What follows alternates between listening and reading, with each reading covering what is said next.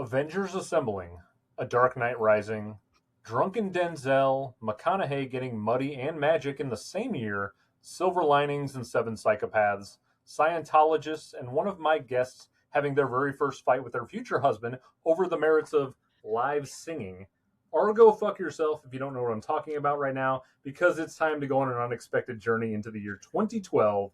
I'm Andrew, and I'm here to make sure the sky doesn't fall over this Moonrise Kingdom tonight.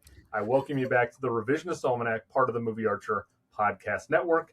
We're continuing on with season 3, and one of the perks of being a podcast host is I get to choose the movie friends that I talk to on this show, and I'm so thrilled to welcome back someone who you've seen and heard many times at this point, as well as somebody making his Almanac debut, though he and I have certainly podcasted together already, and you've heard him on the channel. So up first, it's someone who always brings the pitch-perfect level of chaos with all her unchained, unhinged movie opinions. It's my dear, dear friend, Britt Reinholz-Hobson from 1001 by 1. Hi, Britt. Oh, hi. Thank you so much for having me back. I'm surprised after 2001's rude behavior, but I am so thrilled that you decided to invite me back for this season, because what a year 2012 was. Yeah, we've got a fun one tonight, Britt, because so I'm trying to remember. You've done 94, 96. 94, 96, and 2001. So we're moving up in time. It's probably getting a little easier to prep. Yeah. Yes, it's, well, in certain regards. I had to rent more movies for this than I ever have before. Oh. My VPN failed me, so I think I rented 4 movies, and I was devastated to have to do that, because usually I can find them all in different countries. But you know, hey, it is what it is. I'm happy to spend $15 on this. And also, let's be fair. For 1996, I think I spent $30 on movies from Scarecrow to do it. So it kind of evens itself out. And Scarecrow is a local video rental place in Seattle. So, you know, support local business. Absolutely. Well, so glad to have Britt back once again. Always a good time having Britt here.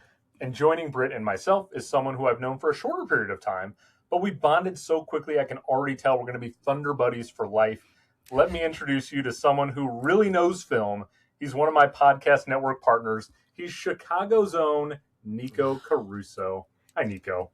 Dude, thank you so much. First of all, that whole intro was iconic. Like, I don't know how we do a show after that, because So none good. of us will come up with anything as beautiful, well put together. Dude, Andrew, it's been so great. Get to know you. We've talked about this for a long time. I don't know when did I first agree to this? It was a long time ago. Like Yeah, a year ago. Yeah, it was a long time ago, which is cool. And it's always been something that I knew was coming. And then obviously when we reconnected, you know, through the website and started doing more stuff together, it was like, oh, wait a minute, we haven't even done that yet. So it's actually been cool getting to know you, not just in the Instagram DMs and stuff, and getting to talk to you, do shows with you. And now we get to do this again and revisit a cool year, because I remember this year in my life a lot. Some really interesting memories came back. Some I'll share, some I won't share. Oh my goodness. I'm really excited to talk about this, because I was in a much different place in my life during this year. How old were you at the time? Because you're like the young one in the group here, right? Yeah, so I just turned 30 in November. I was 17. Wow. Okay. Yeah, I was 17. I was 23. Yeah, wow. Okay. So not that far apart. Okay. Not that far apart. So yeah, 17. And yeah, I was in high school. We were all a teenage high school movie fan at one point in time. So yeah, yes, exactly. The tastes have evolved for sure, I imagine. Yes. Oh, wildly in some cases, being me. And you know, this is gonna be a lot of fun, because Britt always brings chaos to everything. I do. And Nikko, you've been playing it very close to the vest. I have no idea what you're about to talk about tonight, though I know you've been stealth watching me on my letterbox. And I do that all the time. She does. I always send Andrew messages, and I'm like, what the fuck? Why is Mulholland Drive a 4.5 out of 5? Like, you coward. What are you doing? I changed it. Okay. Thank it's God. A 5. Good. What is wrong with you? Britt will I do peer it pressure all me the to time. death. I do. Yeah. 100%. What else am I here for? Come on. All right, Nikko, I can't wait for this. Okay, just as a reminder for everyone who's not familiar, the show looks back on past Academy Award ceremonies with the luxury of hindsight to determine what should have won in Best Picture, Best Director, the 4 acting categories. Before we start things off, hope you'll take time to rate and review the channel on whatever podcast platform you're using, as well as finding the show on every social media platform that handles Rev Almanac everywhere. And also, don't forget to find all the video content for Nikko and myself in one easy spot, moviearcher.com. Okay, 2012. We're talking about 2012. For people who might not remember that year, the Best Picture winner was, of course, Ben Affleck's thriller Argo. A couple of quick notes before we get into this. So, there are 2 movies you might be questioning their placement in what we might be talking about tonight. You're just going to have to deal with it. There are always going to be those tweener movies. So both The Hunt, Thomas Vinterberg's film, and Noah Baumbach's Frances Ha, a late edition, will both be in contention tonight. So expect to probably hear about The Hunt and Frances Ha at some point during this conversation. Also, some notes on the actual Oscars. So Skyfall and Zero Dark 30 were co-winners in sound editing that year. That was the 6th time in history that there was a tie in a category. Skyfall also won Best Original Song, becoming the very first Bond theme song to win an Oscar. Though, for people who remember this show, we fixed that a couple of months ago in 1973 when we got Live and Let Die, a revised win. A couple other notes. Silver Linings Playbook was the 14th film to earn nominations in all 4 acting categories, and it was the first film to do so since 1981, the film Reds, another film I covered back in season 1 on the show. Amore was also the 4th film nominated simultaneously for Best Picture and Best Foreign Language Film in the same year, something that is significantly more commonplace now than it was. Thank God. Right? I mean, yeah. We live in a beautiful world now with international films. All 3 of us are huge fans of international features, so I expect a lot of international films getting brought up today. Don't worry, I got you covered. Every time Britt should be watching an Oscars movie, she's probably watching something from South Korea or Japan or who knows where in the world she's off to for a movie. Yeah. Romania. Yes. All right, well, the first question I always like asking somebody who's new to the show is, what was the experience like? So, Nikko, this is your first endeavor into the Rev Almanac prep. How was it going and kind of like time traveling back to a specific time? How did you find the prep experience? And maybe for a future guest of the show, do you have a piece of advice you'd recommend based on what worked for you or maybe what didn't work for you? Yeah. Wow, great. A lot of great questions in there. One, it was cool. It was going back to the year was fun because what I'm actually excited to talk about, because I probably haven't ever done a show or video or anything where I said this specific statement, is between 2012 and 2014 is really where like my film explosion happened. It's when I really started getting into things that weren't like the comic book movies, Star Wars, action films. Like I was starting to expand more and I was starting to be more aware of the Oscars. The Oscar ceremony in 2010, when the King's Speech one, was like the first Oscar ceremony I remember watching, because that film is very near and dear to my heart. If you know me, I'm someone who stutters. That's why. And then I was like, okay, I gotta pay more attention to these awards because that was exhilarating. And it was also the first time where between 2012 and 2014 when I would start going to the theater to see other things. And there were several films on this list that I saw. Some of them actually we watched a few clips of in school the year after. We watched clips from Lincoln, The Life of Pi, some from Argo in like a history class. I forgot what we called my history class. My junior and senior year had a different name. It wasn't history. It was something else. I don't need to think about that right now. And it was cool because like kids in class were like annoyed that we were doing that. And I'm like, no, we get to watch movies. We get to watch like parts of these movies at least. And that's just when I knew I really like film and storytelling. So it was cool to go back to that. I didn't love going back to high school me because I fall in the camp of not loving high school me fully. So I'm like, Same. Let me just I get think it. about myself now in that role and be like, dude, you're going to turn into the coolest MFer. Don't you worry. Because I have my own definition of cool. And so that was cool. In terms of the prep, I want to be transparent with you. It was awesome. It was a lot. And it was a lot because I didn't realize that when I one, I have no regrets. I want to say this. I have no regrets. You can have regrets. It's okay. Regrets are okay. Trying to do this and like cover the current Oscars award season, because I'm a big Oscars guy. That's what a lot of my content is. And actually Love that. my content that performs the best. I'm in the Chicago Indie Critics as well. So we had like our own awards that we were voting on and catching up on stuff in the month of January. So like it was cool because it kept me in awards mode for this stuff. And at times this was a nice escape from that. And so any advice for people who are going to be on the show in the future, start earlier than I did. I'm not going to say when I start, but start earlier. And allow yourself, it's actually more of like a fun thing. You're going to revisit films you've seen before and they're going to feel way different. And what was cool about this is I would recommend coming on the show because of that very reason, because there were things I rewatched that felt like I was watching them for the first time because it's been so long. There are things I rewatched and liked significantly less that was jarring and impacted some great memories because at the time I loved it. And then the third thing is things I never saw before. And there's two movies in particular that have entered my favorite I've ever seen doing this. Yay. One was a first time watch and one was a rewatch that was not during COVID when I first watched it. And I was trying to watch 5 movies a day and I was sad and I didn't remember most of the movie because anyway. So I'm glad I got to watch it with like a clear mind. I can't wait to hear what that one movie is that you watched for the first time that blew you away.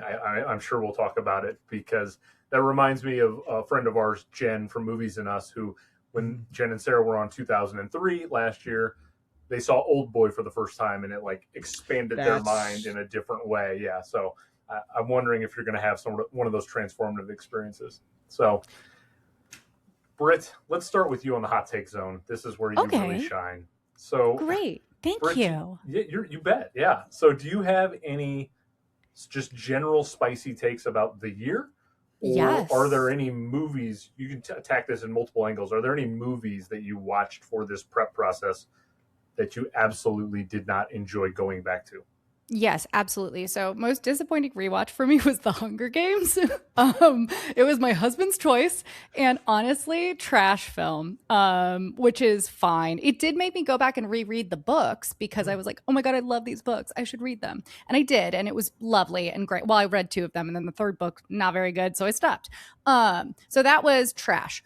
The other thing was I didn't find any Hallmark films. But I also think that's because I put no pressure on myself to rewatch anything that I didn't want to watch this year, which was great. It was awesome. When you invite me on these podcasts, I'm not doing it because I want to watch the Oscar movies. I'm doing it because I want to dive into a year and take it apart and find things that other people aren't talking about. And I think I succeeded this year. What a fucking year this was. And I had such a good time. It's a good year. The thing that I came to while watching this, and it wasn't the sweeping epics that I saw, it wasn't just the visceral dramas. It was honestly movies that really hit different now in 2026 than they did in 2012. I'm specifically thinking about 3 films. And for me, that is Argo, that's Django Unchained, and that is Zero Dark 30. Now, I think that for Argo and Zero Dark 30, they are very well-made films. They are entertaining films. Argo in particular, I had a ton of fun watching that movie. I thought it was well-paced. I thought it was well-directed. But it hits different in this political atmosphere that we're currently living in. I think that all of us are a little bit more aware of our government's dealings with the Middle East, how we systematically cause civil unrest for our own benefit. And for me, watching movies that are glorifying the US in those particular areas, it's not for me. It's very difficult. And for those reasons, those movies will not be coming up for me because I just had to distance myself from it because I kind of found it offensive. And by kind of, I really found it offensive. And for Django Unchained, I'm still unpacking my feelings on that film. It's well made, but it also, with a lot of things that have come to light about Quentin Tarantino lately, It's just a difficult movie to watch because I'm not quite sure what he was trying to say with that film. It feels like it's kind of a shock cinema thing, and I'm not sure where I land on it. So that's my big hot take. Like, I don't have anything like, I don't think Denzel should have been in, contention for, 2001. So you don't have to come after me for that. But that's my really big one, is that I just think there are movies that really hit different and not in a good way from 2012. Yeah, that makes a lot of sense. I'm going to be unpacking my own feelings about Django in real time with the two of you, because I also have all of my opinions of Tarantino films have kind of evolved over time. Yes. And, his personal life has started to bleed into my love of some of his work, which is there's certain things that are kind of icky now. It's like looking at it with a different lens. I'm like, ugh, I feel weird. I feel weird about it. And yeah, it's again, it's something to really unpack, and I'm glad we're going to unpack it together. Okay, well, I want quite a year. Yeah, it's a great year. I really didn't have too many movies that I didn't enjoy. The only one that I was dreading going back to, and it's not even that I think the movie's bad in terms of the scale and the ambition. I'm astounded by the execution of Cloud Atlas. I still don't think that movie works at all. And I'd avoided the movie since I'd avoided it since 2012, and I was like, I need to at least reassess it, because I like the Wachowskis and I like a lot of the actors who are in it. Of course. And I hear the book's great. I've never read the book, but the movie is just a jumbled mess, and I wish I loved it, though I admire how much it tried to do something, but I just think it failed in its ambition in what it was going for. So I didn't love Cloud Atlas. That's the only really negative thing I have to say. Nikko, is there anything that you came across that you did not particularly enjoy on this prep experience? Yeah. I'll say the most sad rewatch for me was a movie that I was stunned how much less I liked it. And it significantly impacts multiple categories that we're going to talk about. And it's a movie I really liked at the time. I remember going to see it with my family, and we were very moved by it. And years later, I'm not. Silver Linings Playbook. I about halfway through was like, I cannot believe this movie, and I cannot believe it got nominated for Best Picture, and I cannot believe it got four actors nominated. I can't believe Jennifer Lawrence won, dude. Can I make a confession? Go for it. I refused to rewatch it. I was not about to give David O. Russell any money, and I was going to have to rent it. And I said, no, thank you. And so that's in and of itself a brilliant reason to not go back. Thank you. Even that, though, I was like, let me separate and go back. Of course. Try to separate the art. And I'm like, I was stunned, and it's like, I don't want to tell my mom and dad that I rewatched this, because I remember we all watched it and we really liked it. We really liked it at the time when I was in high school or whatever, and I never went back. And it was, I was so shocked, because I remember when she won, it was cool. People were excited, and I'm a J-Law guy. I don't dislike her at all. And I still, you may see her performance still mentioned in this year, because I do like her and I like the character, like what the character is. But man, the way the therapist relationship with Cooper, and because I don't know his name, I forgot the character's name because I don't really care. And his therapist was just so unreal as someone who, is a therapist in the world of stuttering and goes to therapy myself. And I really believe in the therapeutic alliance and things like that, and how a relationship goes, but also a level of professionalism. And I think they make it too silly and too simple. and the whole like it's all tied to sports. It feels very anyway. I just won't. I'm a sports fan, but I'm like I hate that this movie is all tied to like the success of the Eagles. Like we get it. You're from Philadelphia, Bradley Cooper. We get it. You love the Eagles. I don't care. Nico, we're gonna be such good friends. I'm so I happy can't. with this. Yes. Well, you guys might dislike. I still like Django, but I think it's fair. That's okay. No, but I'm ready to talk about it. Judge you for that because I get it. And Quentin Tarantino and I have a love-hate relationship where like I really like some of his art, and I cannot stand anytime I see his face or he opens his mouth. So it's like that's my relationship with that homie. But are you just asking about rewatches or a first-time watch that I was either way? What do you got? By? Okay. You will not hear me talk positively about our friends down in the Southern Wild.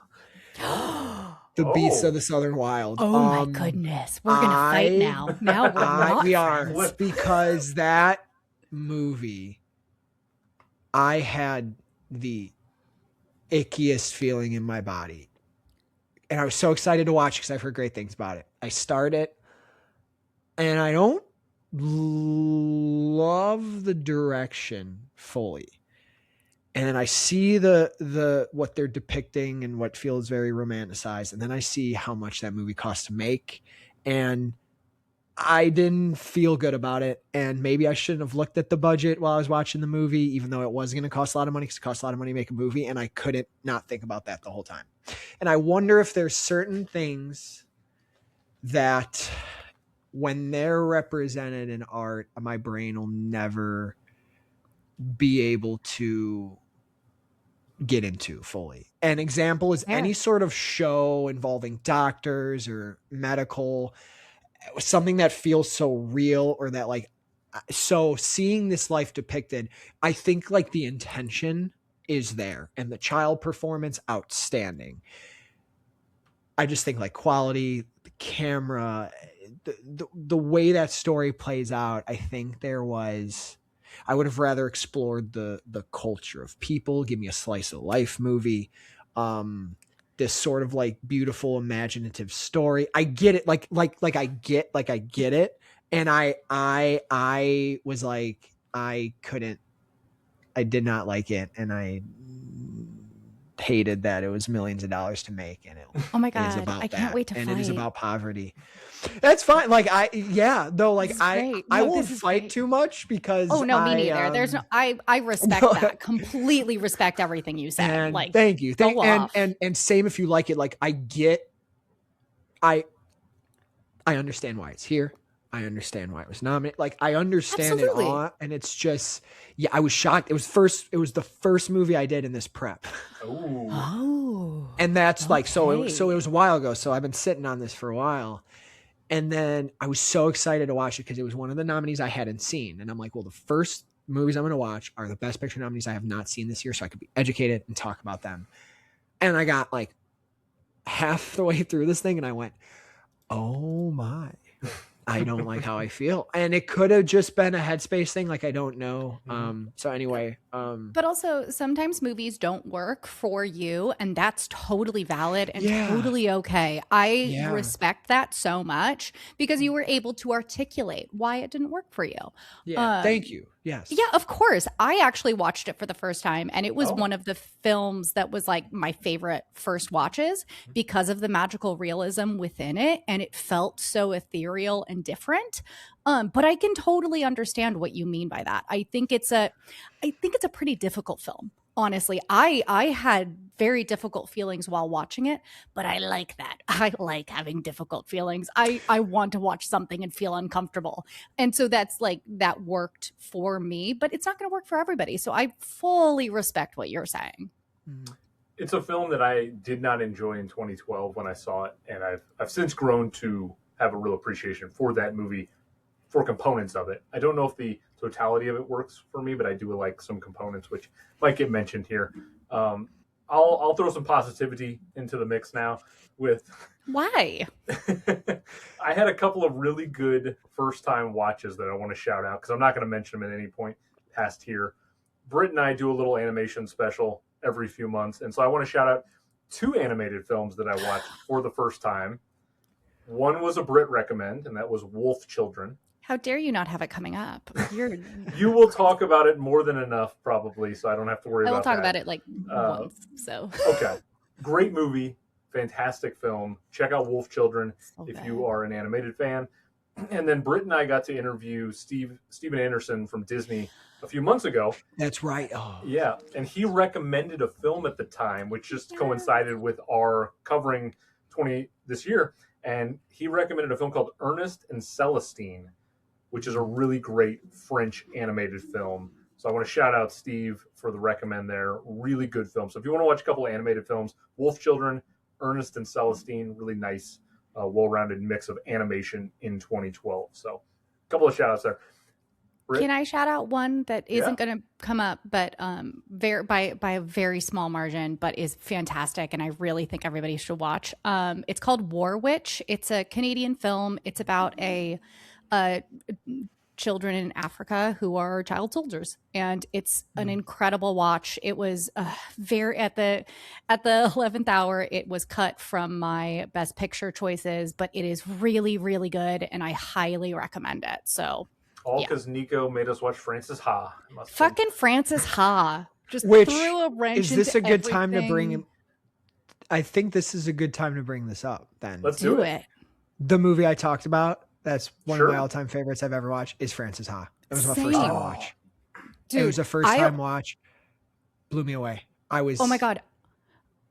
I almost put it into my top 4 on Letterboxd, at 5 p.m. today. Fucking incredible. I love Frances Ha. We're friends. I threw that on because I had a window where I could do it, and I'm like, oh my god, it's 85 minutes. It's bomb. Yeah, wow, I've always heard about this movie. I love Gorham, but I've never seen this. Within 10 minutes, I'm like, I'm gonna love this, and I loved it so much because. So much. I was watching a past version of myself. Yes. And when the movie ended, I felt like I could pinpoint the time in my life where I was folding up my name and it was going in the mailbox and it felt like life was different. And I was like, the whole movie, I kept thinking of the version of me through Greta Gerwig. And I was like, wow, this is like a scarily but in the best way, so beautiful. And the story was so real and authentic, and it's just, and what a performance by Greta Gerwig. You'll hear me talk about that later. So then when you were like, it's not in contention, I'm like, hold on, because I'm going to have a problem. Because I quickly looked it up. Just do it. When you said that, I'm like, okay, wait, I think we're good. I think this is going to get approved, because then I saw that was technically a 2013 release. It's weird. Because on Netflix it says 12, and then it was a film festival. So I'm like, oh, and then I was in my critics group mind where like, we're very lucky. I was able to get screeners, saw stuff at the Chicago Film Festival. So I saw things last year that will not come out till even later this year, but it counted for the award season last year. So I'm like, oh, we're going by the Academy rules. So Frances Ha should like definitely be in here. And then I saw your response to someone that's like, Frances Ha is not eligible. And I'm like, but it is my favorite thing I visited in this whole show. So hold on, Andrew. Here's the thing. Andrew and I had a chat about The Hunt where I was like, bitch, don't do it. Don't you dare take The Hunt away from me. And he didn't. So we're still friends. Yes. And fortunately, this was 85 minutes was easy to squeeze in today before we started recording, so I could use it. Because I've seen Frances Ha enough that I didn't need to, but I wanted to go back to it one more time. And speaking of Frances Ha, in like 2 weeks, there's going to be a little 50% off Criterion flash sale. Frances Ha is on my list of I want to pick up. Yeah, me too. I have to get it now. I'm sure the Criterion with all the special features is going to be phenomenal. So okay, awesome stuff. All right, let's quickly cover the Gorham Award for egregious oversight before we get into all the big categories. So what this is, for people who aren't familiar, other than the big 6 that we're going to cover, there are a lot of other categories up for Oscars. So any of us have the opportunity, if there's a category below the line that we want to target and say whatever one shouldn't have won and we have something else, we can nominate that. We will turn it over to the power of the voters online to decide on that. I know I've got something. Britt's got something as well. Nikko, if you have something, you can. If not, My things are all above the line. Okay, so we'll get to you. Fair. So we'll get to that in a bit. Okay, so I'll start off. I'll jump over to you, Britt, for yours. Great. Hopefully, we don't have the same one. We might. Who knows? It might happen. I'm going to go best original screenplay. Oh, no, we don't. We're fine. Okay. So the actual winner, Django. Here we go. I'm going to start unpacking these Django feelings. Tarantino does a lot of really great things with his work. Most of the time, his dialogue is impeccable. I don't love the way he writes for black characters at all. That's fair. Yeah. I have some problems with and especially when you sometimes see him doing press and doing his like stereotypical black voice. It's really problematic. It bothers me greatly. Makes me very uncomfortable. Yes. And you know what? He's attacked Paul Dano and Matthew Lillard so many times. He can take a little bit of a beating right now. So I don't think Django should have won Best Original Screenplay. I am instead going to give my revised Best Original Screenplay to Paul Thomas Anderson for The Master, which I think is a beautiful film. Britt, I know we have some PTA disagreements in general. So many PTA disagreements. So I am not a PTA fan at all. What I love about The Master is totally fair. I love it might not be, but it's fine. Britt's on her own island against PTA, but that's okay. Me and Maggie Chung, it's fine. And our cat suits. The Master is this really great fusion of basing something around a real person, L. Ron Hubbard, and yet also like having enough of an original thing to it that it does feel entirely of its own. And I just think it's this really beautiful piece. It might be my favorite written Paul Thomas Anderson film. It's not my top Paul Thomas Anderson film, but I think the writing of it is really, really excellent and sophisticated, and I'm just thoroughly impressed by the dialogue and everything about it. So The Master, for me, should have won Best Original Screenplay. So that's what I'm going to throw up to the voting public. Surprise. It is my favorite PTA film, though. Like, okay, genuinely. Cool. Okay, good. All right, so we'll have some fun tonight then. We can argue about one battle at another point. Oh, don't even. How dare you? Now you want the trolls to come after me. How dare you? I already got enough hate the last time. So my egregious oversight. Here's the thing. I looked into the movies that were nominated for Best Animated Feature, and they were Brave, Frankenweenie, Paranorman, Pirates, Band of Mischief, and Wreck-It Ralph, with Brave ultimately winning. Mm-hmm.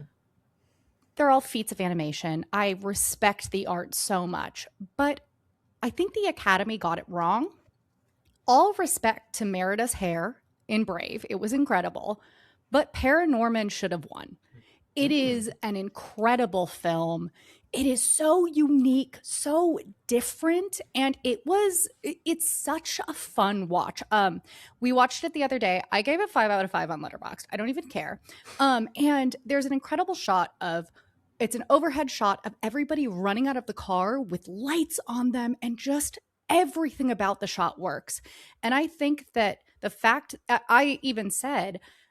this film didn't win Best Animated Feature is a travesty. So I think Paranorman should have won.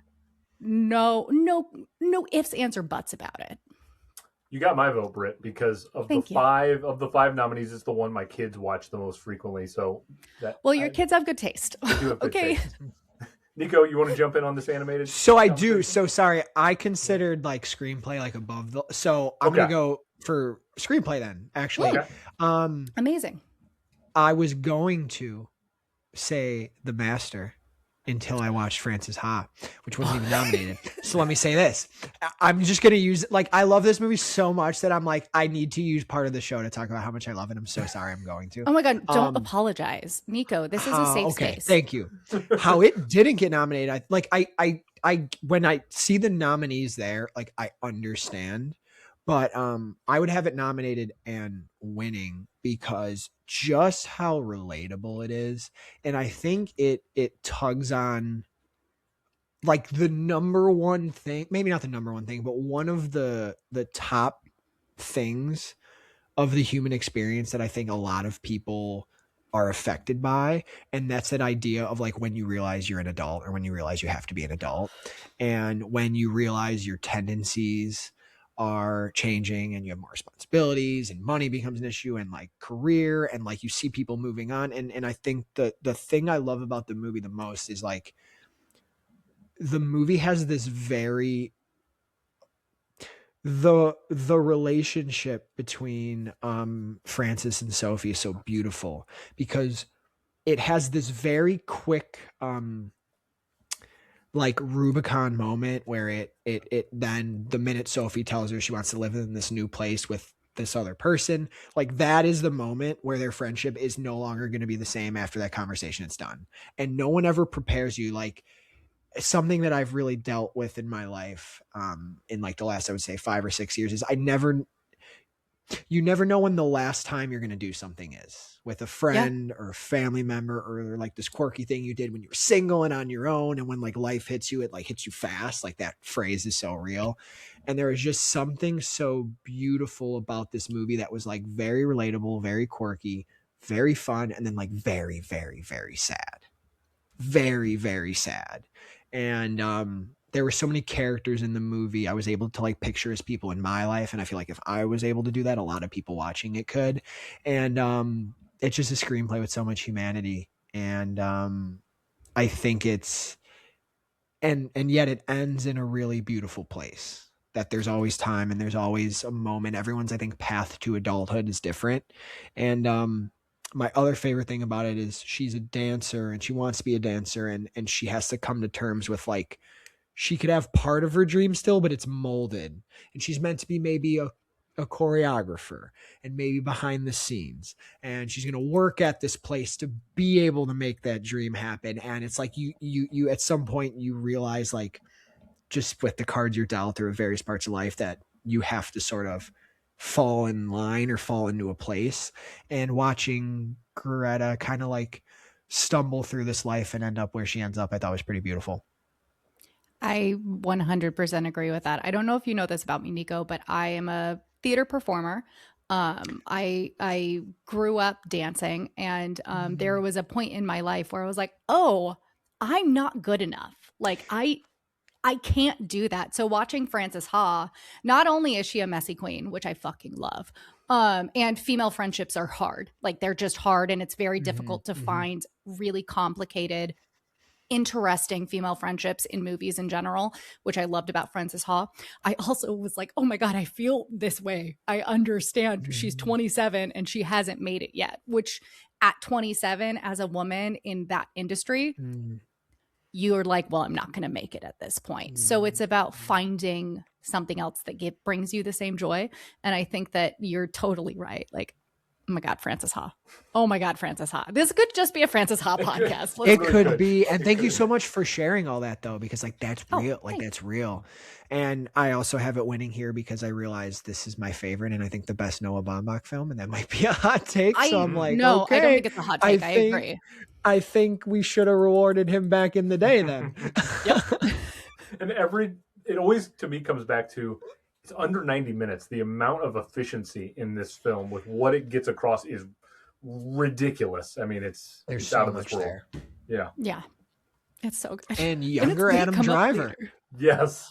Oh, baby Adam Driver. He pops up in a couple Noah Baumbach films, like While We're Young's another film with Ben Stiller and Naomi Watts. And he pops up in that one. He had these really great little cameo roles for Baumbach early in his career. All right, so we're going to have 2 different votes for egregious oversight. We're going to have original screenplay. Nikko and I are going head-to-head against the Academy. So you'll have Django, The Master, and Frances Ha. That's a trifecta right there. And then animated feature. 3 very different films, too. Yes. And then animated feature, you'll have Brave and Paranorman. You have my vote, Britt, for sure. Thank on that you. one. Same. I also have my own vote. All right, before we get into the categories, let's remind everybody, if Britt, Nikko, and myself all agree with what the Academy picked in a particular category, we're not going to an online vote. That gets automatic entry into the Almanac. However, what we'll do is we'll read off what was actually nominated. We'll wipe the slate clean. We'll each give our own nominations. We'll see where we stand. Are you all ready to get into these categories? Yes. Oh, yeah. Okay, let's do this. I'm so excited. I'm sweating. We have teed this up so you don't well. have to. Okay, we're going to start in supporting actors for 2012. So here are the 5 women nominated that year. You had Sally Field for Lincoln. You had Amy Adams for The Master. You had Helen Hunt for The Sessions. Jackie Weaver, Silver Linings Playbook. The Oscar went to Anne Hathaway for Les Mis. Britt, you are an experienced guest of this show. Rude. So, of course, I'm going to make you lead off with this one. So, if you have any honorable mentions that you want to shout out first, and then jump into your 5 and your winner. To be honest, I found this category the most difficult category because I think there were a lot of meaty roles for lead actress, but there weren't as many for supporting. So the one that I do have is Ann Dowd in and sorry, I need to get to here where I have it. But Ann Dowd as yes, okay, good. You so close to mine too. So close. Oh my God, it was so good in Compliance as Sandra from in Compliance. It was in there till the 11th hour. What a fucking film. And she's incredible in it. So if you haven't seen it, go watch it. But my best supporting actress choices are Amy Adams as Peg Dodd in The Master, Anne Hathaway as Fantine in Les Mis. As much as Neil and I fought about that film, she is the best part about it. Christina Fluter as Alina in Beyond the Hills. Mickey Sumner as Sophie in Frances Ha. And Sally Field as Mary Todd Lincoln in Lincoln. And Amy Adams is a generational talent, and the fact that she hasn't won an Oscar is a travesty. So I'm amending that right now, and I'm giving it to Amy Adams in The Master. It's a beautiful pick. Thank you. I think so too. I think I got it right. I am notoriously like the lowest on all of these polls. Like I get 1.5%, so maybe I'll win one. You took the right person to probably get some votes in that one. What is it about her in The Master that like separates herself for you? She is incredible. So I don't really like PTA, and I don't think that everything in The Master works. I think it's far too long. I personally think Joaquin Phoenix just yells a lot, but Amy Adams is a force. She's very quiet in this role, which is it could have been done anyway. And she chose to be very kind of reserved and pulled back. And I was thoroughly impressed with everything she did. Every time she was on screen, that was the only person I cared about. And I honestly wish this whole movie had been from her perspective instead of from Joaquin Phoenix's perspective. I think that would have been a far more interesting film. And I was just completely drawn to her, and I love her. And she's been nominated for like 18 Oscars and hasn't won. So she deserves one. And we can start the counter now, Britt, at 1 for a movie you've thrown out that I've never heard of. What was that, Beyond the Hills or something there? Yes, Beyond the Hills. It will come up again. Okay. All right. Add it to the watch list. I love it. Nico, anytime you pod with Britt, you're going to end up with like 5 movies on your watch list that you've never heard of before. Written down it's a beautiful thing. We're good. Yeah. She's incredible. You're a legend. Sorry. I'm so glad that we're on this show together. No. It's cool to like that. This is the first time we get to hang. I think it's awesome. Yes. I think it's awesome. All right. I just love to deep dive the years, and I go with everything that no one else is talking about. It's my favorite. Britt has a and knack. We need that.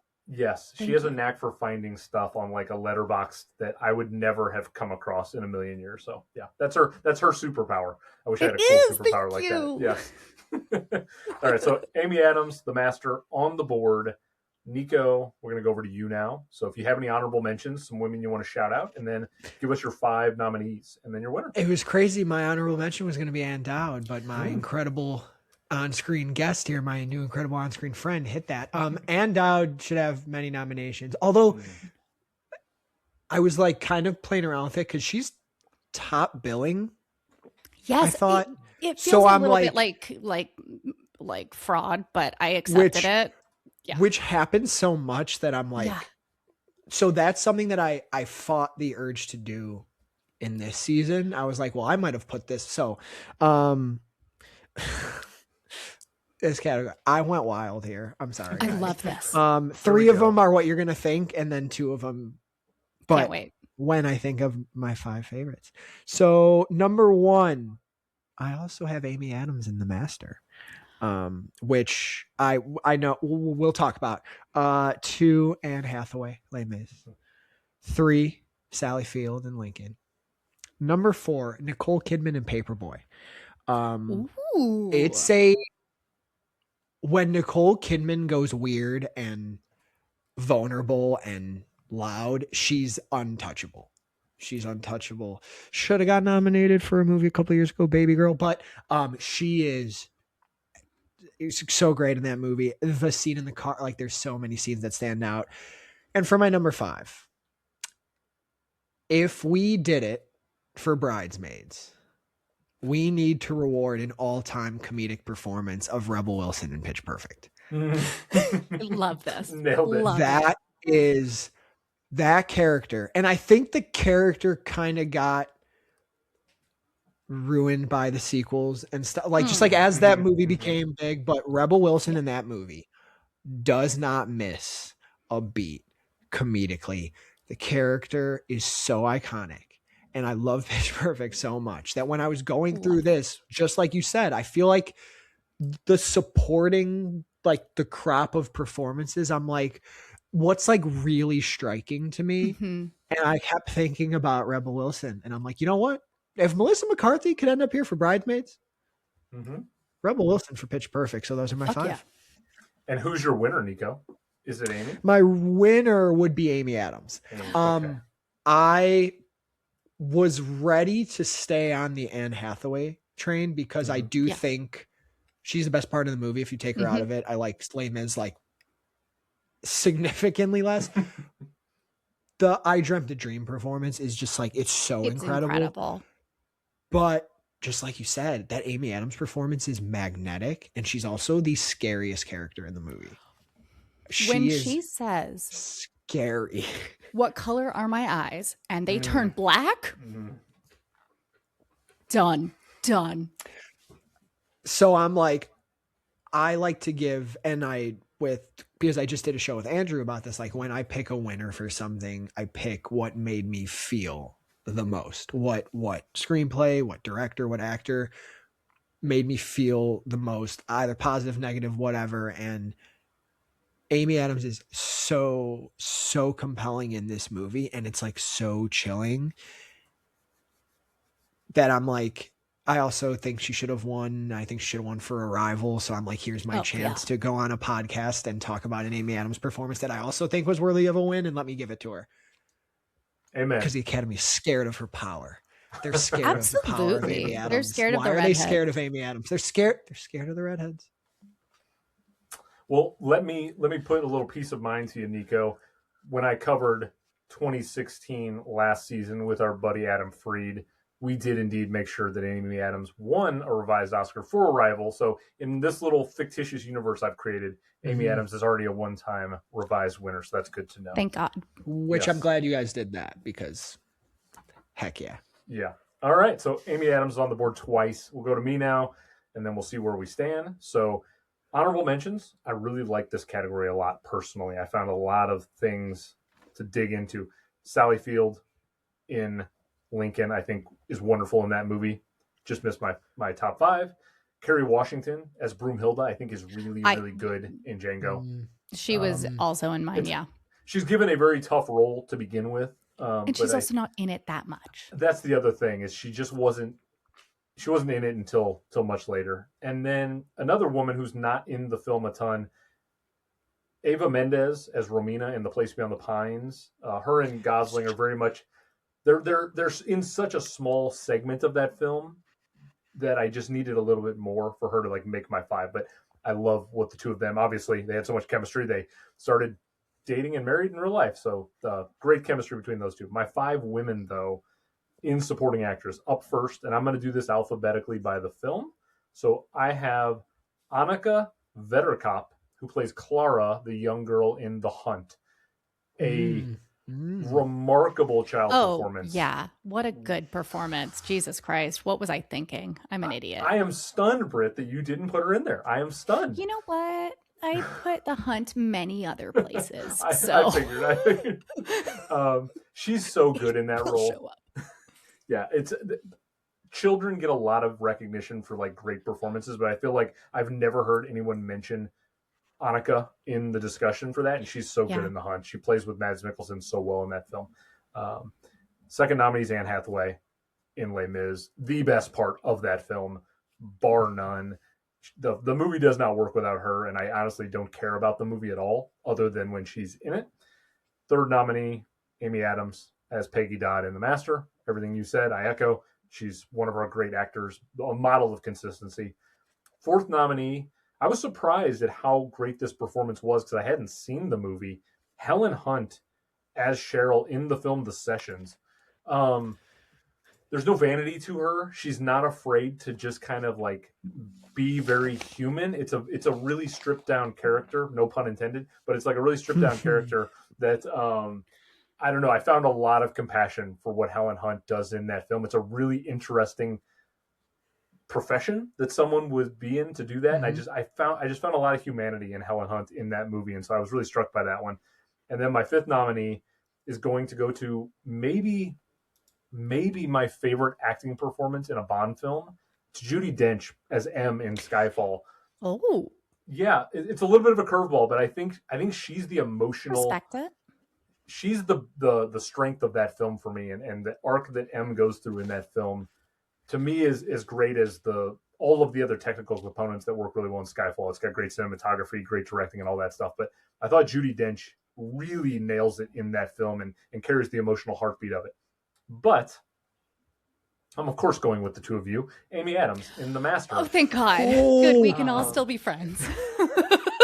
Dude, she's ferocious. She's the glaring looks that can kill throughout that film are terrifying.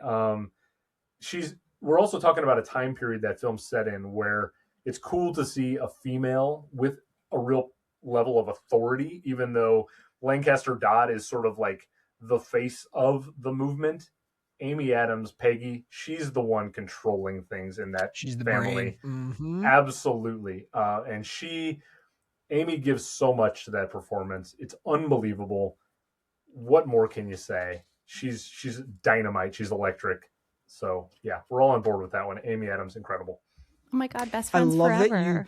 Best friends forever. I love that you kept Helen Hunt in there. I was sad to take her out because I think it's a really, really good performance. A very vulnerable performance too, and a character that could have easily been like fallen in like a trope or handled very poorly, and especially the relationship between them. And it does become so much more emotional as the movie goes on. So I felt bad taking her out, but I'm glad you kept her in. Yeah, I think that the three of us showed that there's a pretty good range to this category because there were a couple of familiar names in there, but we all sort of like round out the group. And we all gave Anne Hathaway flowers. She's in for all of us. Like, she's phenomenal. She's incredible. In that movie. Absolutely. It's just, this is Amy Adams' category. Let's be serious here. Yeah. She's unbelievable. Okay, so when we get to a vote, you'll just have two options in this category. You can side with the Academy. You can go with You can go with Anne Hathaway and Les Mis. Or you can side with Nikko, Britt, myself. We are all collectively together. Amy Adams in The Master is our pick. And that's going to be a fun vote right there. Okay, let's see if the three of us continue being best friends or if we start shifting directions here in this one. We're totally shifting directions at this point. I'm anticipating some shifts here. Okay, so we're going to Best Supporting Actor now for this next category. As a reminder, here are the five gentlemen actually nominated that year. So you have Alan Arkin in the film Argo. You have Tommy Lee Jones in the film Lincoln. Philip Seymour Hoffman for The Master. Robert De Niro for Silver Linings Playbook. The winner that year, Christoph Waltz, for his performance in Django Unchained. This also marked the very first time in history that all five nominees in an acting category were all previous winners. Very fascinating right there. Oh. Yeah, yeah. Wouldn't have believed it. Okay. So, Nikko, I'm going to have you start us off in this category. So, honorable mentions, get to your five, tell us who you have winning, and we'll go. So in this category, I went a little basic, because how I approach this, which is cool. If I ever do this again, I'm going to do it differently. What I did for this year is I wanted to make sure I watched all these acting performance nominated, tracked how I felt about them. Then when I was watching other stuff, I had to justify, like, what could I take out?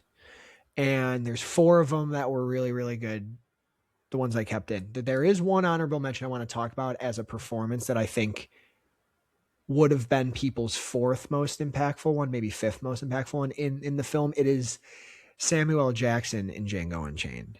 I really like that performance. Totally. I know we talked a lot about earlier some of the stuff with Django, but that performance, I feel like it would be easy to go to like a DiCaprio first because it's so like loud and villainous. Of course, Waltz is here, right? There's just something very complicated about that Samuel L. Jackson performance too that I like. That I do think was it was a swing for him as an actor too, and I appreciate that. I appreciated seeing that. But my five, to round out my five, and when I get to the end of this, I'm gonna have to talk about a movie for a hot sec, because I was talking too much about Francis Ha earlier. I have to talk about another movie that means the world to me. So I'll just go in no particular order here and then say the winner. So I have Alan Arkin for Argo. I have Christoph Waltz for Django Unchained. I have Tommy Lee Jones for Lincoln. I have Philip Seymour Hoffman for The Master. And one of my favorite acting performances of all time is Ezra Miller in The Perks of Being a Wallflower. One of my favorite movies ever. One of my favorite stories ever. I have it right here for you all. That performance, the first time I saw this movie, the Ezra Miller performance, I just want to talk about it real quick. Yeah, you're good. It's a character so full of life, so real, and reminds me of some very dear college friends of mine. They're very similar to his character. And him showing up at Charlie's door at the end, can Charlie come out and play, is one of my favorite line deliveries ever. And that character is so free, and he is the example of freedom for Charlie. And I think people get really focused on the romance in that film, but his friendship, Lerman and Ezra Miller together, like that's such an important performance, an individual in his life. And when he tells him the story about what happened with, him and his relationship, the dad came in and he goes on that monologue about like, why can't you save anyone? I know there were a lot of people I personally know who were in Ezra Miller's case, and had things happen. And so that performance to me just feels like someone that I love in real life. So I needed that performance in this 5. It's not my winner, but I needed that performance here. I knew I was kind of setting up talking about it as a winner, but the minute I picked this year, that's the first thing I slotted in. I'm like, well, he'll be in my supporting actor lineup. They will be in my supporting actor lineup. Recent events have made, I had to bring this up too, have made the Ezra Miller experience hard to talk about, but for this movie, towering performance for me. Towering performance. It steals every scene that they're in. Steals every single scene that they're in. I echo everything you say there. Yeah, we've unpacked the Tarantino of it all and the separation of art and artist, and I've fallen in the same boat with Ezra because they clearly have a lot of mental struggles going on, and so I want to sympathize with their position, and yet there's also some really troubling stuff there, but it's hard to deny the performance there. Absolutely. Thank you for sharing that. That was lovely. Yeah. Oh, thank you. My winner. Should I say my winner? Please do. Yes. Or else I'm going to keep talking about Ezra Miller and the person being Wallflowers. Let's stop me from right now, because I had a whole nother tangent about them becoming the Flash, who's my favorite, my second favorite superhero. So anyway, it's Philip Seymour Hoffman. It's like when I revisited this movie, I'm like, yeah, that's one of the best things I've ever seen somebody do. I'm just being honest with you. It's such it's what a performance. I won't say too much on it. We know he's one of the greatest to ever do it, a living legend. I would argue the greatest to do it. I think the conversation is that strong, but like what a performance. The moments, and it's because the moments where he unravels are so stirring. When he screams at Laura Dern's character Helen, when he's like, what do you want? And then he's like, this is the new. And then he does something so subtle when Freddie's leaving, when he's riding the dirt bike and he's just leaving. Right before he yells Freddie, he does this like where he like no, it's like in like I knew what Mm-hmm. he did in his mind. He's like, I'm gonna yell. Let me build up the yell and do it. And I'm like, I would never be a good actor because I would never make that choice. I would read the line, I would scream Freddy.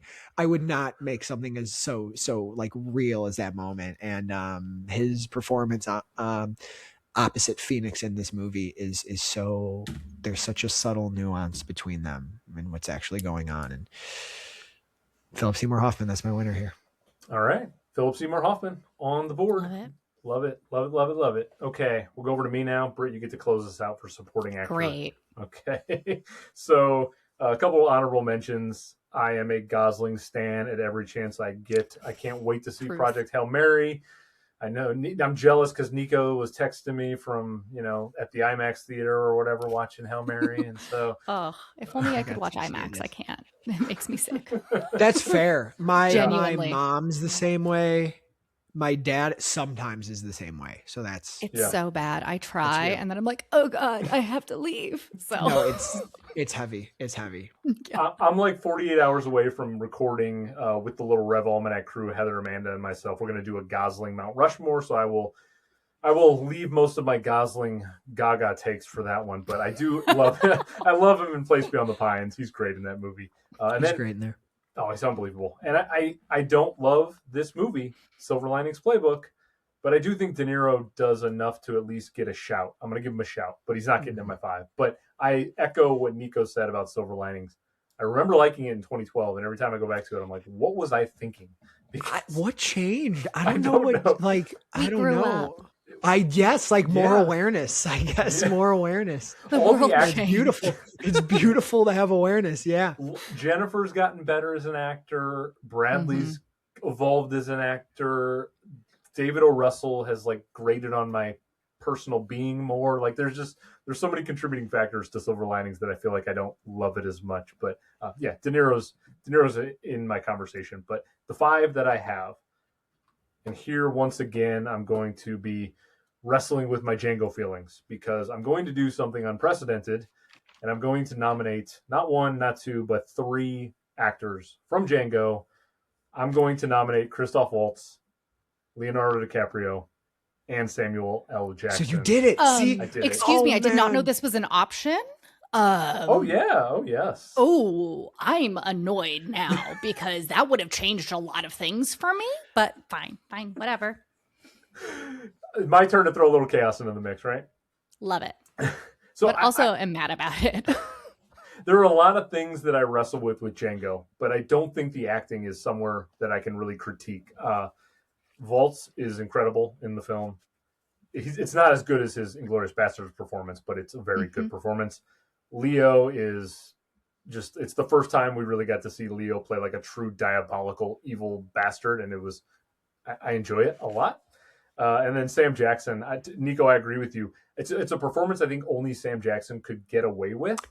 Yes. It's like tailor-made to him, and he understands what that role requires. So those 3 are in.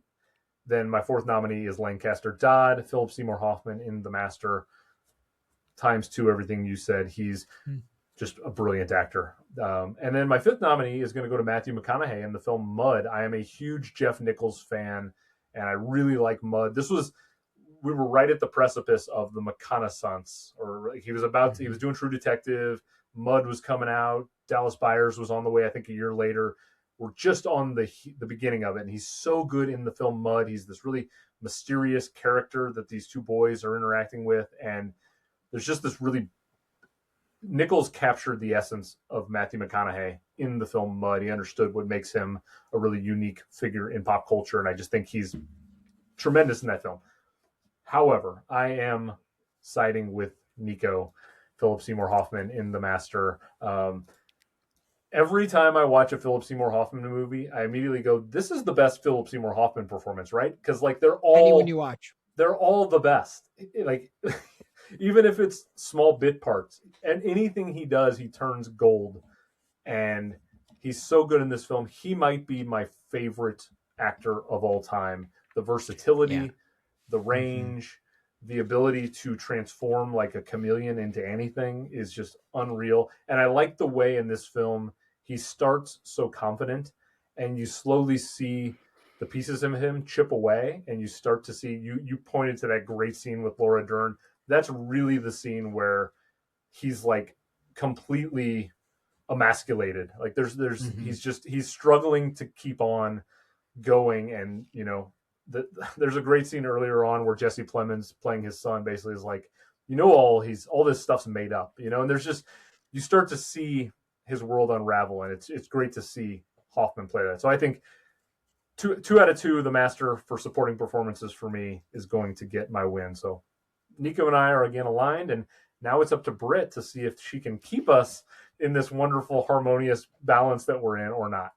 Let's see. I don't have anybody to add to Best Supporting Actor. Like, the ones that I have are the ones I'm happy with. And everybody's already said the other ones that are great this year. So we're good.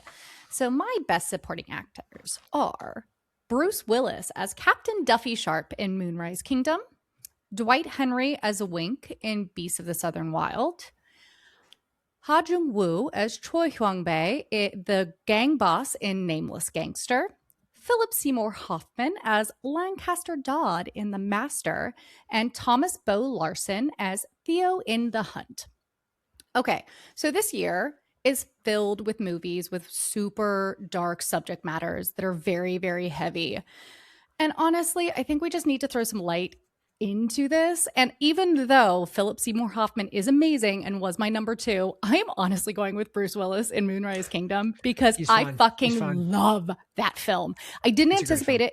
It was one of I had never seen it before, and I watched it and I was absolutely enamored by it. And I thought Bruce Willis was so good in it. And I understand I'm going to get 2% of the vote, and I don't care. Bruce Willis can join me on my island with Maggie Chung. He's going to wear a catsuit, and now we have a ferry. So it's all good. We can ferry everybody over to Catsuit Island. I love all of what you just said. Thank you. Thank you. I really wanted to go with Philip Seymour Hoffman, especially after the peer pressure of both of you saying it. But I had to stay true to myself, and it's Bruce Willis, 100%. I'm surprised it was a first-time watch for you. I got really annoyed with Wes Anderson, honestly. I stopped watching a lot of his movies. They felt very samey to me. And I just had no interest in Moonrise Kingdom. And then I watched it and I was like, oh my God, this is glorious and incredible. And people who have a problem with it, get a life. That's all I want to say. Get a life and deal with it. I love it. I love it so much. I thought it was. I was in the same boat. I was over him. His last. Yeah. I haven't even seen. What's the most recent one? The Phoenician Scheme. Yeah. Oh, me I neither. didn't see it. I saw the French Dispatch, and then at the same page, I was like, I gotta get to the Wes Anderson one because I hadn't seen Moonrise Kingdom before this prep, and I finished it, and I'm like, okay, that might be like top 2 of his for me, Agreed. easily. Like, by the way, the child. Anyway, it was so good. It was so good. The children actors are so good in it, and good. Just what a really lovely showcasing of people going through puberty and trying to understand what their lives are like, because fucking puberty is hard, and it's just nice to see it. Like, great, good job, Wes Anderson. I approve. And let's take a moment too to just like remember the legacy of Bruce Willis, who's in this really tough health spot right now. And for all 3 of us, he's like been a huge part of our cultural world for all of these years. And so, awesome to hear Bruce Willis's name get called out, because I always like seeing little clips of occasionally, like, some of his family members will post him like doing some little dances or stuff around the house or whatever and having fun. And it's nice to see he's still, persevering with some of the tough stuff that life's been thrown at him. So absolutely. He's so wonderful and cute in this movie. Absolutely. He's so good. It's so different than the Bruce Willis I spend every Christmas Eve with. So it's nice to see him kind of like really stretching his acting chops. Who knew he could do this? I didn't. And I was so pleasantly surprised. And we're now up to, let's see, Nameless Gangster, another film that you had mentioned to me, but so I've got it on the watch list. So we're just going to... It's really good. It's on Canopy. Yeah. I think I told you earlier today you're going to tell me at least 3 movies I've never heard of. So we're up to 2. We will continue on with that. I think I've told you the other ones. We'll see. Okay, we'll find out. All right. We'll so, see. 3 options in supporting actor for everyone out there who's going to be voting online. They can side with the Academy. They can go with Christoph Waltz for Django Unchained. They can side with Nikko and myself. We're together for a second time with Philip Seymour Hoffman and The Master. Or they can go with Britt and Bruce Willis.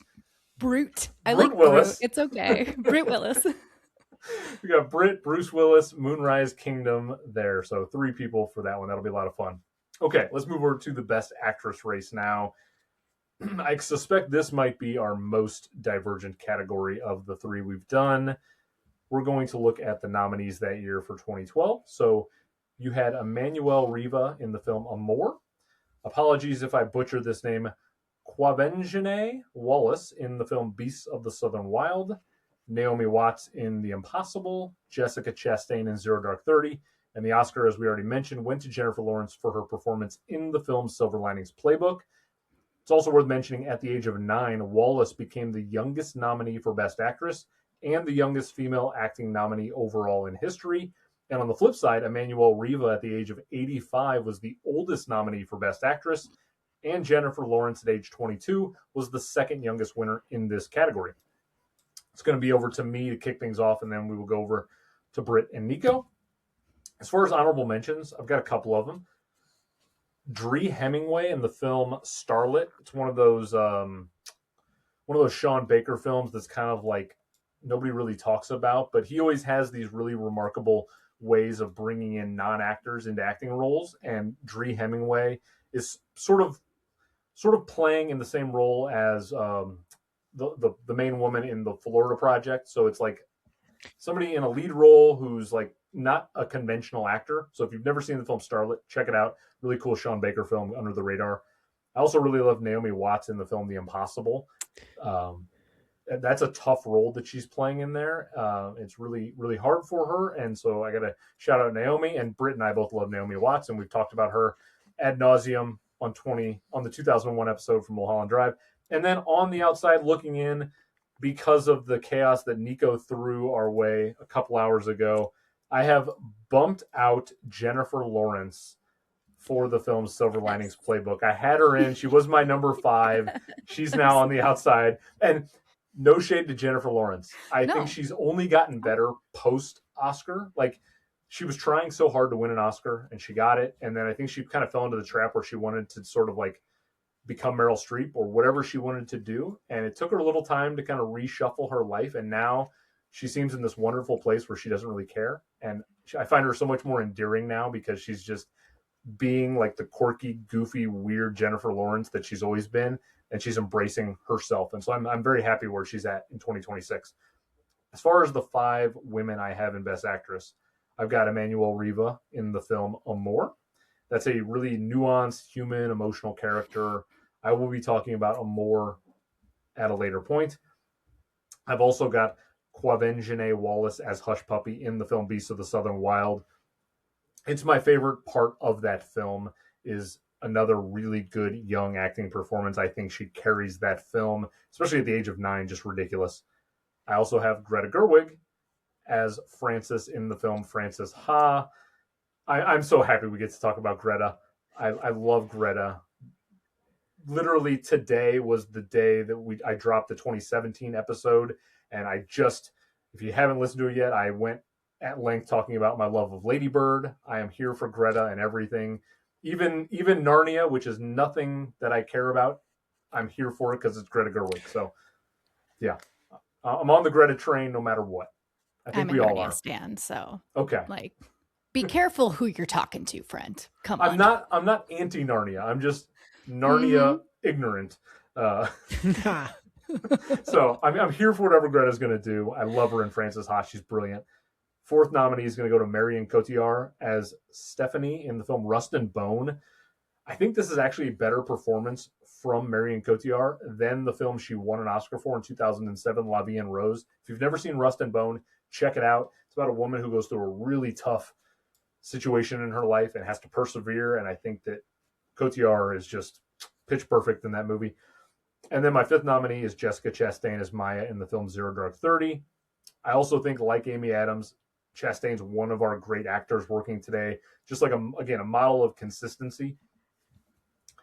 As much as I'm glad Jennifer Lawrence has an Oscar, I'm happy to move that aside and give the Oscar tonight to the person who I think should have won an Oscar in 2012. And if she wins an Oscar in 2012, she probably, thankfully, doesn't win an Oscar for playing Tammy Faye a decade or so later.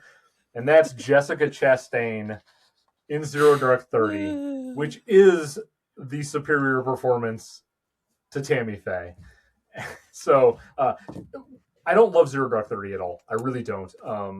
There are other Catherine Bigelow films I have much more reverence towards.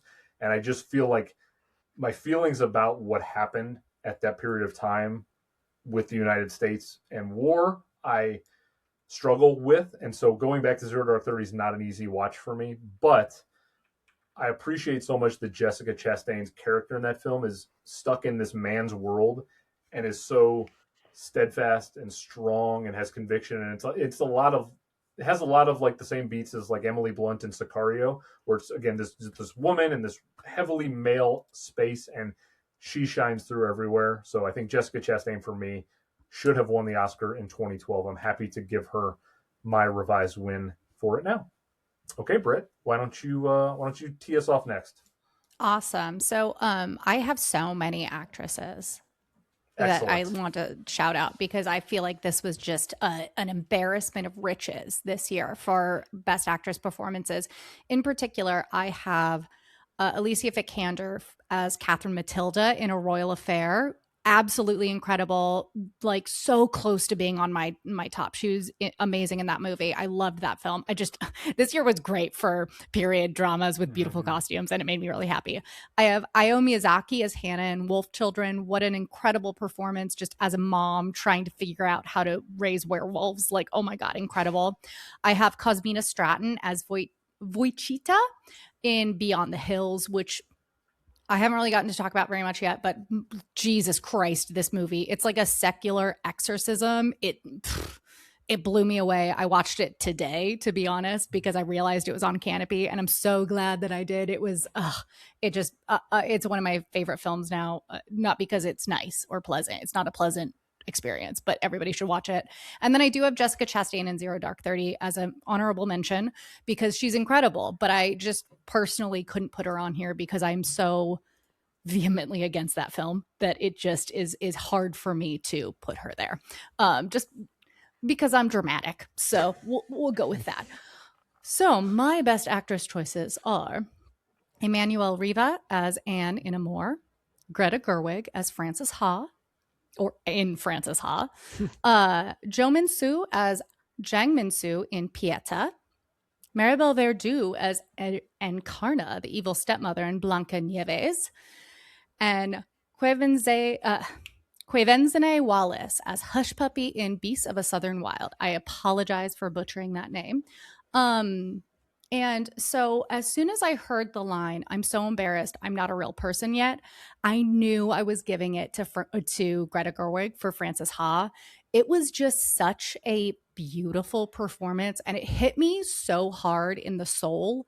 It was like watching, honestly, it was like watching Emma Stone in La La Land again, where I was like, oh my God, I feel this performance. I know where she's at. And I can't help myself but give it to Greta Gerwig. So Greta Gerwig for Frances Ha. My only disappointment with Greta becoming such a prolific director is we don't get her acting as much, and she's such a prolific actor.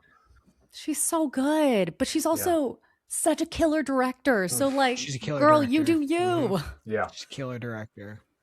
She's in Jay Kelly for a little bit. I wish she was in it more. Like I was excited when the movie started. I'm like, Greta Gerwig acting, and then she's like kind of reduced to, that role. And I'm like, oh. Yeah. Yep. Yeah, we're stuck with Greta cameos at this point because she's just doing so many other things. But yeah, Frances Ha. Also, like, do it, Greta. I'm in your corner forever.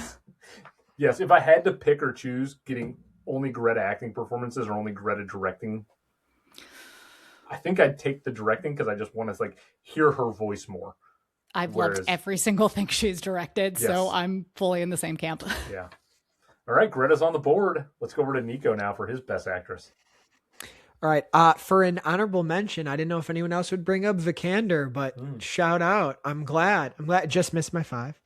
Yeah, same. So good. And like, this is not someone I like actually considered putting in the lineup, but I do want to shout out Anna Kendrick in the first Pitch Perfect movie. I just love that character. I think the performance is great. I just want to put that out there. I'm so obsessed with the Pitch Perfect love. Like I respect it so much. And I really don't like the sequels, but I love that first one so much. There's just something so beautiful, so pretty about that movie. It's so fun. It's so quirky. And I know it plays like just a comedy, but like it's such a like it made acapella for the world. Like it made the general public like really so it was cool. I'll be honest, I was tied at number 5, and I was like, by the time we get to this category, I will have my option. So I'm gonna go with. All right, I'm gonna say an honorable mention and then go into my 5. It was between Watts and Cotillard, so I'm gonna go Watts as my honorable mention. Cotillard in the lineup. I agree, Andrew, a stronger performance than The Win. Absolutely, and it's a really good film too. I have Emmanuel Riva in Amour as well. I'm gonna butcher the name. Hush Puppy. Andrew said it perfectly. How do you pronounce it? I want to say it. I think it's Quevenzene, I believe. Quevenzene, potentially one of those two, I think. Something like that. Yep. I tried to look it up, and I saw 2 different performances. So Wallace in yes. Yeah. I have it literally like phonetically next to her name, and I still butchered it. So same. I tried to write it down as like how I would say it. So I'm the speech language pathologist here. I should know it. So shame on me. Because I know how to write in phonetics. That's a shame on me. And then I think I have 2 more. I have Jessica Chastain and Greta Gerwig as well. My winner. I was torn on this, but it's only because I made my choice last night because I sent this to a friend as I rewatched Zero Dark 30 last night. I said, to think in 10 years she wins for the eyes of Tammy Faye gives me a visceral reaction. That's a text message on my phone. So, and then my friend responded, I low-key forgot she won an Oscar for that. Yeah. Jessica Chastain, one of our best. So for that reason alone, I picked Jessica Chastain here because like, I think she's also, like you said, Andrew, one of our best. I love Jessica Chastain. When she started winning during that season a couple of years ago, I was like, no. As much as I love you, this can't be it. This can't be the moment you get. This can't be it, Jessica. No. And she did. So I'm choosing to give it to her here because the performance, I won't dwell too much on it. There's a progression. The first scene you see her, she's so uncomfortable. She's so timid. And then by the end of the movie, but for me, it's really the final scene of that movie. Just getting on the ship alone. She's being asked where to go. She has nowhere to go. This has been her whole life. And the tears and like the emptiness and the relief. And there's so many things that her character could be feeling in that moment. And I'm a sucker for an actor's face as my last shot. I'm a very actor's guy in that moment at the end, the way it just cuts to black. That I would like that to be Jessica Chastain's moment. Yep, that's Nikko and I are 3 for 3 together, so we are. I was gonna say, man, it's just like 2001, right? When Gerwig was close though. Gerwig was really, really close. I really wanted to do it, but I had to. In this moment, I'm like, no, Jessica has my. I can't. It's okay. Gerwig's going to be on my island too. It's fine. I can't wait for 2.5% of the votes. It's going to be great. You're gonna get a pretty good chunk on this one. Oh my god! I think you're 5%? Crazy. I do. The Tammy Faye thing still confounds me to this day. it feels like it genuinely feels like a redo. Like they were like, oh, we fucked up. Let's give it to you now. That's what it feels like. And it's unfortunate because I literally have a bag with her face on it. I'm obsessed with Jessica Chastain. I think she's perfect. And it's disappointing that the role that she got the Oscar for is so lackluster. Like it really is just kind of ugh. Yeah. I literally have this joke where I think she's an example of like you just beautifully said, is like they were like, okay, wait, we screwed up, we have to give it to her. But all the Academy voters got together and said, look at what she thought she had to do, guys. Look at what we made her do. I can't, guys, look at what she's doing. Look at what she's doing, guys. You have to vote her. I swear you have to vote her because if we don't give it to her now, she's gonna be eating fish like Leo in a river. She's amen. So I'm glad you brought that up. Yeah, she's like I think the most obvious version of like we have to do it right now because we didn't do it before. And it's a shame that it feels that way because it feels too obvious to be that's the case. But I am glad she's an Oscar winner. I'm glad I'll always see Academy Award winner Jessica Chastain. I just won't think about what movie it's for. We'll pretend it's for Zero Dark 30. Yes. It's fine. Yeah, we could pretend it's for this. Most of the general public probably assumes it's this, like without even thinking about it. No, I think they do. Yeah. Yeah. Genuinely. And it pains me because I remember the year she won for Tammy Faye. I was so in the corner of Kristen Stewart. I thought her role in Spencer was like... yeah. It was really good. Yeah. Fun fact, there's a reaction video of me on the internet going crazy when she got her nomination. I have seen, my friend, yes. Well, good. That was early content days for me, and I found my way into a viral video, which was kind of funny. I hate a friend of mine. He shares it every year when the Oscar nominations come out. He's brought it up for the last 4 years. He retweets it out, and I'm like, thanks, Emmett. Because now people are seeing this for the first time and they're like, this was you. So I was very into that performance. She should have won everything that year. Full stop, point blank, period. Yes. Yeah. Okay. So I'll have you back when I get to revising that year. We'll talk about it again. I would. There's a lot that year that would be fun to talk about. Yes, absolutely. All right. So best actress, we have 3 different women, 3 powerhouse women. I think this vote's going to be quite Britt has no confidence in herself, but I have more confidence in her. I'm here for a good time. Like I'm not here for a long time. Like, let's be real. I'm not winning shit other than maybe Amy Adams. That's true. Yeah. So you can side with Britt. She's got Greta Gerwig, Frances Ha. You can side with the Academy, Jennifer Lawrence in Silver Linings Playbook.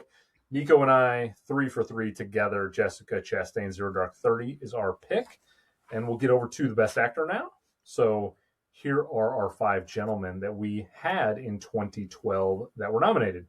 We had Denzel, Britt's favorite, for Flight. How dare you? How dare you start that hate train again? Just poking all night, Britt. Oh my God, you just want it for views. I'm offended. The AI is going to clip this thing because 100%. So we got Denzel for Flight as a nominee. We've got Hugh Jackman for Les Mis. We've got Joaquin Phoenix for The Master. Bradley Cooper nominated for Silver Linings Playbook. And the man of the hour was Daniel Day-Lewis for his portrayal of Lincoln. This was also Daniel Day-Lewis's 3rd win for Best Actor, making him the first 3-time winner in that category. He was also the 6th performer to win 3 acting Oscars across all categories. Britt, I am so fascinated by what you're going to pick here because of a little comment you sent me about one of these movies. So we'll see. Why don't you give us your best actor? Great. Okay. So in my didn't quite make the cut, I have Choi Min-sik for Nameless Gangster. He was phenomenal in that film. Everybody was. It's a really good film. Go watch it. It's on Canopy. And then I really struggled between 2, and I ended up putting Denzel Washington was my number 6 for Flight. I'd never watched Flight before. Not everything about that film works for me, but Denzel's performance in that is fucking incredible. Like, it's so good. We watched it yesterday because I was like, I'm not going to choose Flight, so I don't really care about watching it. And then my husband and I watched it, and both of us were so wildly uncomfortable with it. And to be perfectly honest, it's that last 3 minutes that kind of ruined it for me. Because I was like, okay, now it's all wrapping up really nice, when it was such a unique and really hard portrayal of somebody who's dealing with alcohol addiction. I thought he was incredible. And like, Denzel can mostly do no wrong other than Training Day. Like, he's so good. So he didn't quite make my pick, but he was really, really good. And I just want to say, I do love Denzel. Okay, so don't come after me. But my best actor choices are Daniel Day-Lewis as Lincoln in Lincoln. Much to my chagrin, I really didn't want to do it. I really didn't want to. And I was like, God damn it, he's fucking good. I have Denis Lavant as the gentleman of many characters in Holy Motors. I have Jean-Louis Trintignant as Georg in Amour. I have Lee Byung-hun as King Gwang-hae and the beggar Han Sun in Masquerade, and Mads Mikkelsen as Lucas in The Hunt.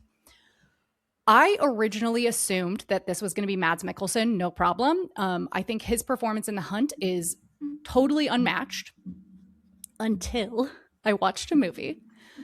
And I anticipated loving this movie. I knew I was going to love this movie because I love to cry. What I didn't expect was to see my good friend Jean-Louis from Three Colors Red in a starring role. I started crying 20 minutes into Amour, and I never stopped crying. It's an absolutely heartbreaking performance in a really beautiful film that made me just love my husband even more, because I was like, oh my God, I hope we die at the same time, basically watching that film. And I have to give it to Jean-Louis Trintignant. He can come to my island, because his performance as Georges in Amour just absolutely devastated me. So good. Now, Nikko, you weren't privy to this, but Britt had been holding off watching Amour because she was terrified of it emotionally devastating her. And it did. And this, I would say, this win pretty much solidifies what. Yeah, I knew it was. You were anticipating. I was anticipating that. I'm a huge Haneke fan. I basically have loved everything that Haneke has ever done, so I knew I was gonna like this, and it truly. It did not blindside me, but it did ruin my day. I picked my husband up from work and I was like, I've been crying for hours. How are you? And he was like, well, seems like you're very well adjusted today. And I was like, not really. And then we watched Paranorman. It was okay. But yeah. Yeah, I figured you had Mads penciled in until you had probably seen Amour. Jesus Christ, yeah. Did you get that one? Did you think I was gonna go with my friend Jean-Louis? No, I thought you were gonna go Mads. Oh, okay. You swerved on me. I was not in. Yeah, but I wasn't sure how high Daniel Day-Lewis would be, because you did message me after linking. You're like, dang it, I have to put him in. I think Yeah, no, it's funny. So Nikko, you had said that you kept it all under wraps, and I had done that previously. And this time I was like, I don't fucking care. So every single time I watched something, I'd be like, Andrew, that movie was shit, or this was really good, or have you watched it? It's very transgressive, and I don't think I can tell you should watch it. I can't recommend it, but if you happen to watch it, I'd really like to talk about it. So I was not close to the chest at all. Everything was just hanging out for me. That's true. Yes. Yeah. Britt was giving me all the dirt on stuff, but fortunately, Britt, I have a very short memory with children and things like that. So it was kind of in one ear and out the other for a lot of it. But fair. Okay, Nikko. So we've got Trintignant on the board. Why don't you give us your best actor now? Yeah, a couple honorable mentions. I wanted to start with Logan Lerman in The Perks Being a Wallflower. I love the character of Charlie. I love this performance. I think it's a very, very real and accurate depiction of what that character is going through. There's such a tenderness to his awkwardness, and human beings, we crave three things. We crave safety, satisfaction, and connection, and his character embodies that so much in this film. And I wanted to put him in here so bad. There was just 5 other people who I thought were stronger. I do want to shout out Jamie Foxx in Django. I just think he owns it. It's we're kind of shouting at everyone out in Django, and I feel like, once again, if people are going to get nominated, he's kind of not put in the conversation. I think it always goes to Waltz or Leo are like the two performances people always talk about, which is sus when you think about it anyway. But that's why I wanted to bring up like the Samuel L. Jackson performance. I'm glad you guys brought up the Kerry Washington performance. Great performance. And so there's something about, I hate saying this too, but like, I do think it matters sometimes.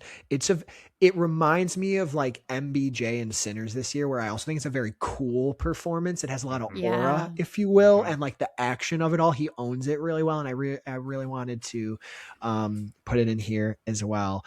So my 5, I did put Denzel in here. I thought love it. Undeniable. I'm so glad.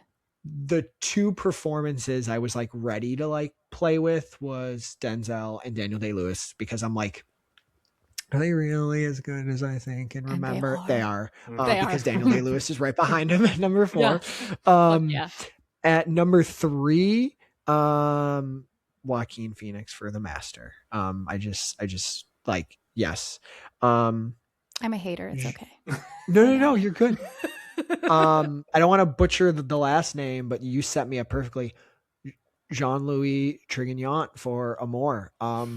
This movie, top 5 scariest movie I've ever seen, destroyed me. I had to watch it over 3 days because I could not do it. I couldn't stop crying every single time. It's like the most Cannes winner also of Cannes winners. I love that. I like knew, so it was my first time watch. I remembered like seeing it before, like going through the list of the winners. I'm like, oh, I know. But when I finished it, I forgot. And I'm like, how did that not win the Palm? Did this win the Palm? Oh, wow. Yeah, no, wait, it did win the Palm. Of course, it's the most Palm winning movie of like Palm winning movies. So I'm like, okay, thank God this won the Palm. I see it. And Suraj Sharma from The Life of Pi, performance that I didn't know when we switched to this performance. I was not expecting to fall in love with it the way I did. And the biggest reason I have this performance here is the acting on his own. I mean, those animals and stuff aren't there. I'm always really impressed by that. I think sometimes performances like that, they don't get recognized and stuff, but like, I think acting's hard. I would imagine acting's hard. It's not as easy as we all think it is. And to be doing all that by yourself and conveying the emotion, and it's really when he's telling the fake or real story at the end to the 2 detectives, that is like, that performance goes to a different place that you didn't see it go before, and there's such a warmth to it. So those are my 5. My winner is Joaquin Phoenix, though. The Master. I say that because like I said for Amy Adams, I go towards a performances that makes me feel the most. And this performance, I was very scared of him. I was very disturbed every time he was on the screen. I was very sad for him. The things he's doing physically, he has this thing where he always has his hands on his hips, or when he sits down, he has his arms like wide, and there's just things he's doing with his body that feel so natural. He also does this thing. I'm interpreting it as a trauma response. He has this like impulsive laugh that comes out when he does things. And it's this little thing that keeps that his character keeps doing in the movie. And I was always so fascinated by it. And he is a character that I was so enamored with. I could not take my eyes off him. I could not stop thinking about the Freddie Quill character. There is secretly like this warmth to him, in this twisted way. And, it's a character that I felt a lot of empathy towards, and to me, my brain watching it, I'm like, it would be very easy for me to hate this character and be disgusted by this character and performance. But I want to understand him. I do. I really want to. And, him and Philip Seymour Hoffman together, talk about any theme you want. There's a subtle, not maybe in the way that you might think when I say the word I'm about to say, but there's a subtle love story Oh, here. totally. There's like a dance these characters do, and that love can mean so many things. I think it could be romantic. I think it could be friendship. I think it could be the owner and the animal. Like there is so, I was so enamored by those two. And so in my mind, I couldn't reward Hoffman and not bring Phoenix along, or Amy. Like I had to just bring the three of them along. But I'll tell you, your friend Jean-Louis was very close, because that Jean-Louis performance is like what I'm afraid to be one day. Like I'm afraid to be in that position. Oh, and, yeah. It's, I tried to put myself in his shoes, and that was a very scary thing to do. Ooh. And I'm glad I did, though. I'm glad I did. And I'm glad I felt. So those two were kind of fighting for the top spot, but I eventually had to go to Joaquin Phoenix here. I just had to. It's fair. Totally justified pick. Okay, so we got Trintignant, we got Joaquin Phoenix. Over to me now. A couple honorable mentions. Denzel in Flight, just on the outside looking in. Yep. It's a great Denzel performance, though. Really great Denzel performance. Also, I know this movie gets kind of crapped on, and it's not an Oscars-y movie. Michael Fassbender as David in Prometheus is like, it's like multi-layered. I just love it because he's trying to like pretend he's Peter O'Toole in Lawrence of Arabia, and I don't know. There's something with Michael Fassbender in that movie that always captures me, and so I had to shout him out. He's good in there. I would love to talk about that film with you one day. Okay. Oh my God. Okay. I'd love to also talk about it, because I hate that movie. So it Oh. will be a very interesting conversation. I was so excited. I still am, because I honestly, because I want that perspective, actually. No, exactly. It's fun to respectfully talk about things we disagree with. Yeah.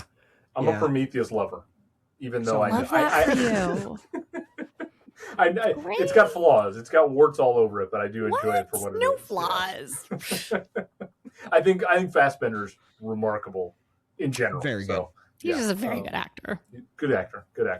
The five I've got, though, there's going to be some overlap with the two of you for sure. So I've got Jean-Louis Trintignant as Georges in a more just emotionally complex and soulful and devastating. That's a really, really great performance. In most years, it would be my winner. It's not going to be my winner, though.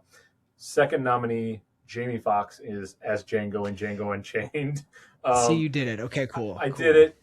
You're right. It's an aura performance. I didn't have a good term for it. That's the perfect term for it.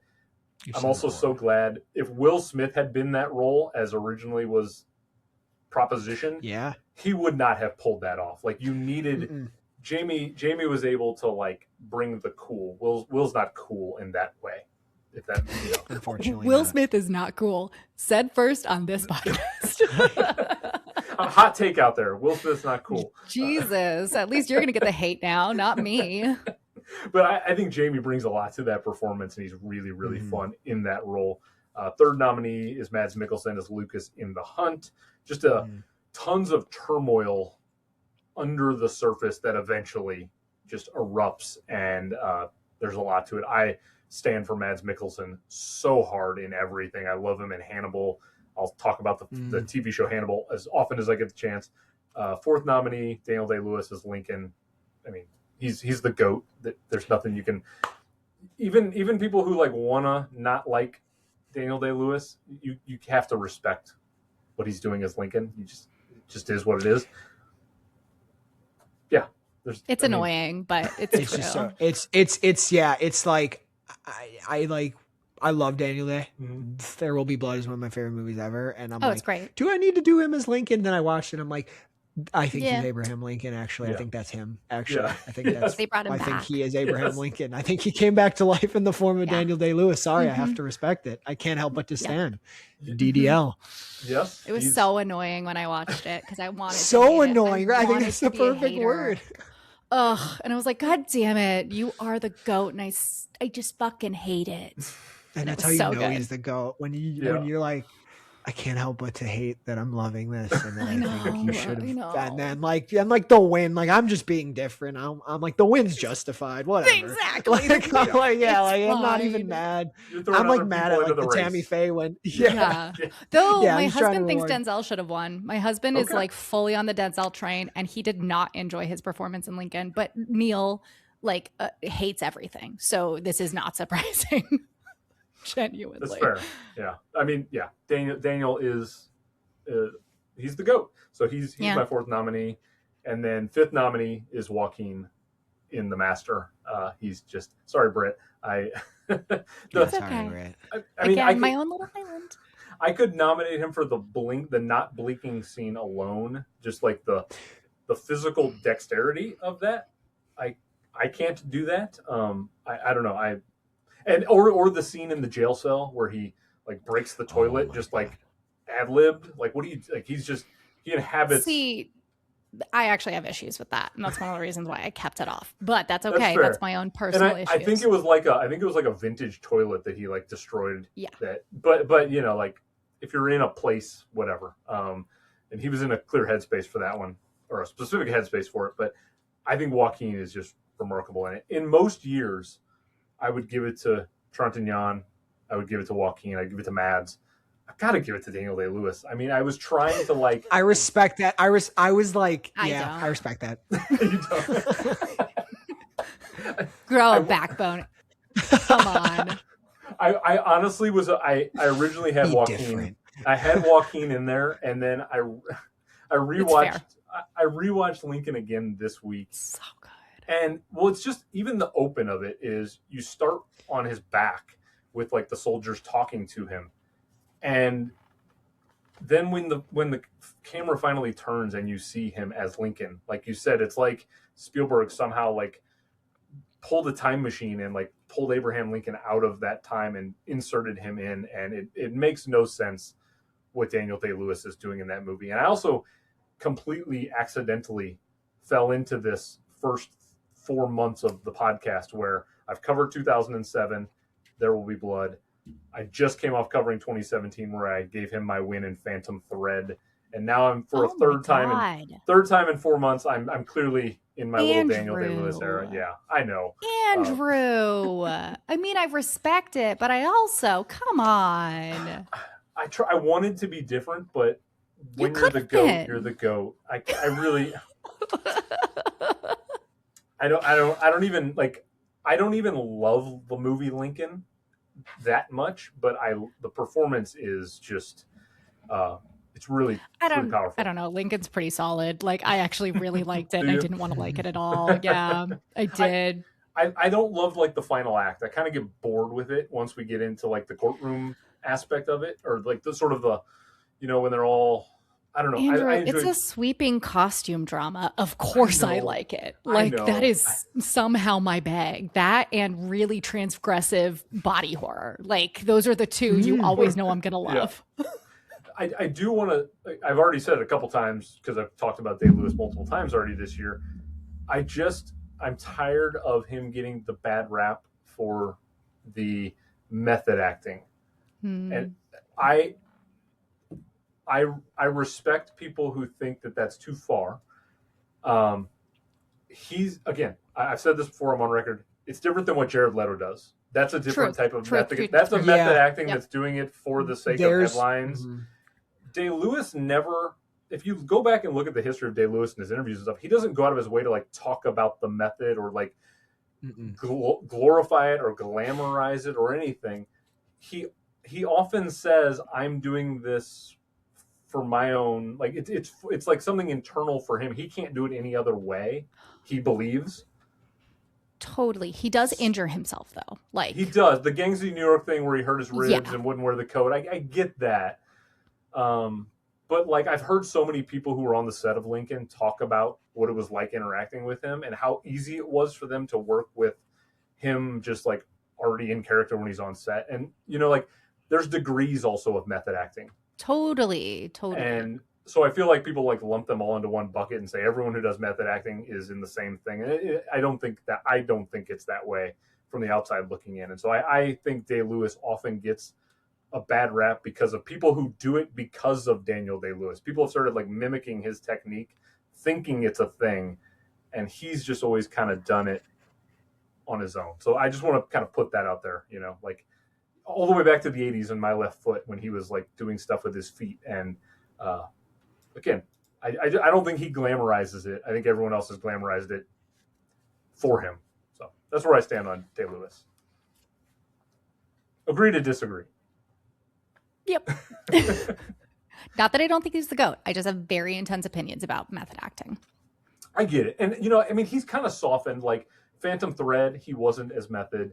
The film 9, he wasn't as method. The film I watched last year with him, Anemone, like there wasn't like a method thing to Totally. that. I think a lot of people misconstrue what method acting should be. As a person who studied acting, like it's very misconstrued, especially in film acting. It's kind of wild to me. But that's okay. I feel like you were calling me out, Andrew, personally with that speech, and I'm offended. So I promise I wasn't. I just had to defend my boy Daniel because he gets so much stuff because of the Jared Leto's of the world doing stupid stuff with method acting. So, yeah. And I'll throw Jared Leto under the bus every chance I get. Oh, yeah. So we've got 3 options in this one, really good options for you. So Britt gave us Jean-Louis Trintignant in Amour. Nikko gave us Joaquin Phoenix in The Master. And I have given the same pick as the Academy, Daniel Day-Lewis in the film Lincoln. Let's jump into the Best Director category now. Okay, so we have 5 people up for Best Director this year. We had Mikhail Haneke for Amour. We had Ben Zeitlin for Beasts of the Southern Wild. We had Steven Spielberg for Lincoln. We had David O. Russell for Silver Linings Playbook. And the Oscar went to Ang Lee that year for his work on Life of Pi. Okay, Nikko, we're going to have you kick us off with the Best Director category. This was very hard for me. This was very hard for me. So let's start with some honorable mentions. Noah Baumbach for Frances Ha. We've talked a lot about Frances Ha. I'm just going to leave that there because I don't want to over talk about it and not talk about the other ones more. Another honorable mention for me is Wes Anderson for Moonrise Kingdom. And I say that because like the direction of all those child performances and just like making that all work. I was stunned, like we talked about earlier, stunned how much I loved that movie. And I'm like, as I've become less interested in him to feel that positive about his film and his work in the movie, I'm like, darn, okay, maybe I'm taking him for granted a little bit, or maybe he's just gotten worse with age. Who knows? That happens. Got money and didn't care anymore. Good for him. He doesn't care anymore. I cannot believe David O. Russell got nominated here. I just want to put that out too. In retrospect, no disrespect. I just have to put that in there. After rewatching it, I'm like, the director's branch, you're usually pretty dialed in here. You're usually pretty dialed. What are we doing here with the Silver Linings Playbook? I just named 2 people who could easily been here before. My first one, this follows the same pattern as Daniel Day-Lewis. Do you know how bad I wanted to not put Steven Spielberg here? Do you know how bad? Even Andrew, like you said, the third act even gets a little boring, but I'm like, the movie is huge. So Steven Spielberg is here. Mikhail Haneke for Amour. Outstanding direction. The moments that you sit in are just enough to, change your life. Mr. Paul Thomas Anderson for The Master. I think it's his best film. Ang Lee for The Life of Pi. Yeah. And I did not have any intention of doing this till I rewatched the movie, and I couldn't not do this. I have Catherine Bigelow for Zero Dark 30. The raid scene alone, and I will talk about something. The raid scene alone it's just a technical marvel to me. The use of the night vision, the pacing, the positions they put those characters in. It is riveting stuff. If you could kind of like zoom out from what's happening. I rewatched. This was the last movie I rewatched before this prep. And it's because I was scared to revisit it for a lot of the same reasons that you both brought up. And I had this very strange experience with it because I I have like a lot of like people, and I won't talk about it too much, but like there's a lot about this whole thing that fascinates me. I've gone deep with all this stuff and I have a lot of opinions on a lot of it, but halfway through, I'm like, this is a damn good movie. Separate everything else. I'm like, I'm in. I hadn't watched it since like when it came out. And we got to the scene. I was waiting the whole movie for that scene at the end because I'm like, I know people talk about it still. And just that raid scene is unbelievable. And I'm like, you have a director in full control right now. And it is outstanding. So I had to put Catherine Bigelow here. I did also feel weird about an all male lineup. So I'm like, I don't want to be the old Academy. So I'm like, okay, Catherine Bigelow, I think is like, in my opinion, what I look for in direction. I'm like, okay, this is the one I'm going to go with here.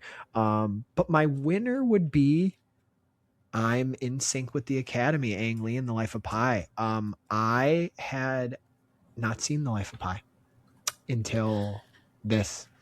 Me too. Yeah, I had not seen The Life of Pi. And visually, I was blown away. And I was why I'm giving it to Ang Lee. In the first 15 minutes, I'm like, I don't know about this thing. It's a little cheesy. The setup, the shipwreck scene on, I'm like, this is incredible. I can't, like, Ang Lee, like, you deserve this win. And I didn't know the story because I didn't see the movie and I didn't read the book. And by the end of the movie, I love the question it asked, which story do you like better? And him putting it in our hands like that. So I'm going to go with Ang Lee, The Life of Pi. I think it's an incredible directorial achievement. I'm mad I didn't see this in a theater. It looked great on my 4K TV, but had I seen this in a theater, my goodness, if it ever comes back somewhere near me here in Chicago, I have to see those colors. Just, I love it. I assumed that this would be my Hallmark movie, like, because I usually always have one every year. I've found quite a few movies that should be on the Hallmark Channel, and I really thought it was going to be Life of Pi. And Mike from Cinemas will not be mad at me this time. I'm not going to make him cry because I fucking loved Life of Pi. It blew me away. I came home from rehearsal. It was 10 p.m. at night. I usually go to bed at 8:30, so I was like, it's a little late to start a movie, but I guess I'm going to do it now. And I was riveted by that film. Ang Lee's direction is so beautiful. Great choice. I wholeheartedly agree with you. Like, it's so good. I love Life of Pi. I'm so glad somebody finally brought it up. Here's me as soon as it ended. Oh my God, yes. Dude, that was I had me to take too, a picture of it. Seattle. Someone I was talking to had seen it, and I was telling them, hey, I'm doing this thing. I'm watching the Life of Pi, and they're like, oh, text me after it. And I just sent that picture. I said, that's what I thought of the movie. Yep. Britt, I'll talk to you tomorrow. I think, Britt, you sent me a message when you saw it. You're like, this is the most beautiful movie I've ever seen, or something. Yeah, to that no, effect, it was so beautiful. Yeah. The colors in that film are beyond. Like, I think some of the CG didn't age as well as it could have, and I would love a restoration of it, even now, because the technology has gone so far. But that didn't take me out of it at all because I thought the performances were incredible and the direction was perfect. And it was just beautiful to look at. Oh, God, I loved it so much. So much. Good. Okay, Ang Lee, Life of Pi, is keeping his Oscar according to Nikko. So we'll go to me now, and then Britt, you will close us out in the Best Director. So I've got 3. Got some wild picks. I bet you do. I've got 3 honorable mentions. Ben Affleck and Argo. It's not like people make a big deal still about the snub. It's not the worst snub in the world. Like, Argo's a very well constructed movie, but it's not one of the all-time great movies in my opinion. And so, like, I think Ben Affleck does a really admirable job with that movie, but he's not in my 5. I don't think it's that strong of a directorial performance. Derek Cianfrance for The Place Beyond the Pines. Again, I'm just a big Cianfrance fan, and I like The Place Beyond the Pines and the way it kind of shifts what you think it's going to be for the first third, and then what it transforms into. I'm really fascinated by that movie. And then I think the best Bond movie is Skyfall, and I think Sam Mendes knocks it out of the park with like some real great, like, that movie is this beautiful popcorn experience, and yet it also has a really strong plot to it and a just a lot going on with Skyfall that I think it's going to be hard for whatever comes next in the Bond franchise to top Skyfall, which set a really high bar. So, honorable mentions there. I'm giving you a thumbs up. I'm being supportive, okay? You're just used to me being a bitch. I am. I was like, oh, Britt's praising me. Well, let's not go that far. Okay. It was a little thumbs up. Small thumbs up. Yeah. Okay, so here are the 5 people I have, and I apologize, I do not have a female director. However, me neither. I just came off 2017 where I had 3 female directors, and that was a directorial monster year for women. So that year is outstanding. Yeah, well done. Yeah, so it's fine that you guys don't. I wasn't trying to be like the pick me energy either. No. I was just like the raid scene got to me, and I went like, all right, I could put this person. I'm like, so I took out Mr. Southern Wild, but then I saw David O. Russell there. I'm like, I could easily swap this Bigelow. I can defend this better than Silver Linings Playbook, even if they're mad at 0 Dark 30. I'm like, all right, well, I can defend this because I got the raid scene to be like, yeah, but look at that direction. You can't do that. You can't. And you can't look at the direction of Silver Linings and be like, but Nikko, the scene where they're at the Eagles game is just like pristine, They're not even at a stadium. He couldn't even make it look like they were in a stadium. Sorry, I'm going to just tee off on Silver Linings Playbook. I'm so mad at the rewatch. Guys, I was so excited to watch that movie and cry and be in love with Bradley Cooper and J-Lo, and I wasn't. It was so much less. I don't know. It's such an eye-roll movie. You'll always have more to go back to, and that'll definitely make you cry. True. Well, that'll kill me, actually. But you need to cry. But Bigelow was a great shout. She directs the heck out of everything. Even like the movies that I don't think are that great, Bigelow does a great job in the directorial aspect. So love that you shouted her out there for sure. As far as my 5 though, I've got Mikhail Haneke for more. This is the film. He has made a lot of films that bother people. I mean, Funny Games is sort of the specific one that people point to in the. Britt and I, we that's our world right there, the dark stuff. It's our cozy film. It is. But if you want to get somebody into his films, I think Amour is his most like safe film, if you will. Yet it's also the White Ribbon. White Ribbon's a good one too, yeah. But I think Amour is like a nice ease into his work. But it's also still a very Haneke film, and there's a lot of really devastating dark stuff in there too. So he directs the hell out of that movie. Thomas Vinterberg for The Hunt, another situation where he lets the plot kind of slow play, and he lets a lot of subtle things happen. Nikko, you have been really effusive in the praise of Joachim Trier for Sentimental Value this year, and I think of Vinterberg in that same mold of Trier, where they're kind of the same style. They're very similar. Yeah. Because another great directorial effort that he did get nominated for was Another Round. He got the nomination for that. Yes, he did. Just he like won. another great. That's a won great the international. Yes.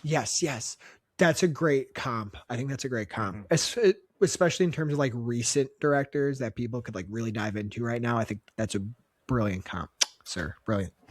Thank you. So yeah, I Vinterberg's in there for me for sure. The Hunt's incredible. Ang Lee for Life of Pi. Life of Pi in 2012 was my favorite film that year in that moment in time. And I just think Ang Lee is such a remarkable filmmaker who can dabble in so many different things, whether it's Brokeback, Crouching Tiger, or this. I mean, he just plays in every sandbox, Sense and Sensibility. He can do anything. Just a great director. And this is a technical masterclass, Life of Pi. It's unbelievable. And yet it's still got the core heart to it too that you've talked about. Same thing, Nikko. I tried, but Steven Spielberg's making my 5 for Lincoln. And like notice, and like it's not that I dislike Spielberg either. I love him. He's one of the goats. But I'm like, do we need to do this again? And then I'm like, yeah, I probably need to do it again. I think I need to actually do it. Yeah. And I'm the one that's doing this every month. And so like at this point, I've nominated him like 8 times in 30 episodes. But it's like, how do I not do it? Because he's so good. Every single time I see that it's a Spielberg film, I know unless it's AI, artificial intelligence, I will like it. I love Other that than- that's also like the known take. It's like, unless it's that movie, you're fine. Oh, it literally will throw me into an existential crisis. I will be unwell for 3 days if I watch that film. No, thank you. I have taken my lumps last year when we talked about AI but yeah, Spielberg just, he like transports you into this moment in time. So yeah, Lincoln's great. And then fifth nominee is PTA, The Master. Just a master class. I thought you were calling PTA The Master for a second. I was like, whoa, dude, calm it down. Right after the Spielberg comment? Yeah. But then there's PTA and he's the master. He's the master, yeah. I mean, you know, we're like a week away in real time from PTA almost certainly winning Best Director. Finally. I think there's a case to be made. He could have won it multiple times over at this point in time. And The Master for me is going to get my win because I think that movie is a masterclass, quite frankly. It's just, I don't know. I saw it in the theaters when it came out in 2012. I was blown away by it. I go back to it. I think this is the PTA film, oddly enough, I rewatched the most, which is weird, but I find it oddly rewatchable. The Johnny Greenwood score is just, I listen to that score all the time.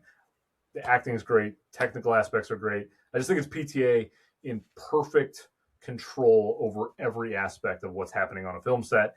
And I think he deserves the win for The Master or any of his work, quite frankly, before One Battle, which he's almost certainly going to win now. And we all know how Britt feels about that one again. So we're not going to get into that. I don't need to be canceled. We're not. No, I think PTA and The Master is just a brilliant directorial achievement. So he's going to get my win. Okay, Britt, over to you. All right. So you all have said my directors that were in my, didn't quite make the cut, which included PTA. Okay. Like I talk a lot of shit, but he directed the shit out of that film. So I accept. But my directors are Christian Mungiu for Beyond the Hills, Mamoru Hosoda for Wolf Children, Mikhail Haneke for Amor, Thomas Vinterberg for The Hunt, and Wes Anderson for Moonrise Kingdom. Oh, word. Okay, cool. I have been struggling with this one the entire time because I think that the direction is just incredible. Like Ang Lee would have been my sixth also because Life of Pi is amazing. But I wanted to get some new people in there, right? This is me. And I really have to go with my heart. And I have to give it to Mamoru Hosoda for Wolf Children. Again, I know that I'm going to get 0.5% of the votes on this one, but there is something really, really special. We talk about the end of 0 Dark 30. The end of Wolf Children has this incredible moment with a mother saying goodbye to her children, and it wrecks me every single time I see it. There are some incredible shots throughout this film that I think are just like amazing. There's a long shot where basically you watch the children grow up through their schoolroom that's just beautifully shot and beautifully directed.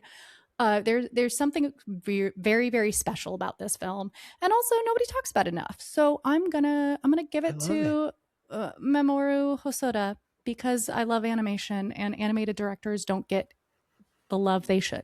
So there we go.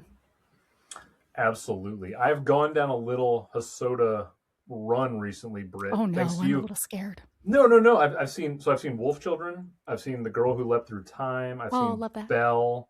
Oh, those might be the only three I've gotten to. Yeah, I think Wolf Children's my favorite. I still haven't seen Summer Wars, which I know you rave about. Here's the thing. You're not allowed to tell me if you don't like it because it's my favorite film in the world and we can't be friends. So we'll just have to pretend it doesn't exist if you don't like it. Like that's how it goes. That's a deal. Yeah. I have held off on that one because you've been so praiseworthy of that movie. I just love it. Ugh. Yeah. So I'm going to wait for the right time, but yeah. Wolf So I Children, had to, Haneke was my close second. Like it was between Haneke and Hosoda this entire time, but I have given Amor the accolades already, and I wanted to give Wolf Children some accolades too. So that's how we will always support animation love here. We've done it multiple episodes over. Again, Britt and I will do an animation quarterly special every 3 months on the channel. So definitely come over and check all that out. We have a lot of fun talking about animated films. So we do. Okay, we have three Shameless options. plug. Yes, I'll shameless plug my own show as much as I need to. Okay, so you can choose Ang Lee for Life of Pi, who Nikko and the Academy are together in sync with. I've got PTA for The Master, and Britt has Mamoru Hosoda for Wolf Children. This is indeed one where you're going to get 2%, but yes, if I get 2%, I'm going to be surprised. Like, this is your notice, listener, to go check out Wolf Children. It's a kick-ass animated film. No, I'm going to put it at the top of my list. I might vote for it just for the hell of it. Just oh, that's so kind of you. That's so kind of you. I mean, I'll vote for it. My mom will vote for it because she always is like participating in these. She's never seen the movies, but she'll vote for what I tell her to, maybe. I love that. Is it on HBO Max still, or I can't remember? Yes, some of his work's on there, yeah. Okay. So, a lot of them are. Easy place to find Hosoda's stuff for sure. Mm-hmm. Okay. And, watch them. They're good. They are. They're really good. Even if you don't, like, Belle wasn't my favorite, but the animation style was really cool. Like, if you just watch the visuals, it's great to look at. Yeah. Okay, let's get to the best picture now, the big one here. So, 2012, here was the actual lineup that year. You had Amour, you had Argo, you had Beasts of the Southern Wild, Django Unchained, Les Mis, Life of Pi, Lincoln, Silver Linings Playbook, somehow, Zero Dark 30, and Ben Affleck's Argo took the top prize. Argo was the first film to win Best Picture without director being nominated since Driving Miss Daisy in 1989. And there were two other films that had that distinction. We had to go all the way back to 1932's Grand Hotel, and then all the way back to the first ceremony in 1927, Wings. Also, George Clooney became the third individual to win Oscars for acting and producing because he was a co-producer on the film Argo, and he had already won an Oscar for Syriana. So this is a year where we have 10 spots if we so choose to do that. So you can use all 10 spots. You can use 5, 6, whatever number floats your boat. So I will go ahead and I'll go first, and then I'll turn it over to the two of you for Best Picture.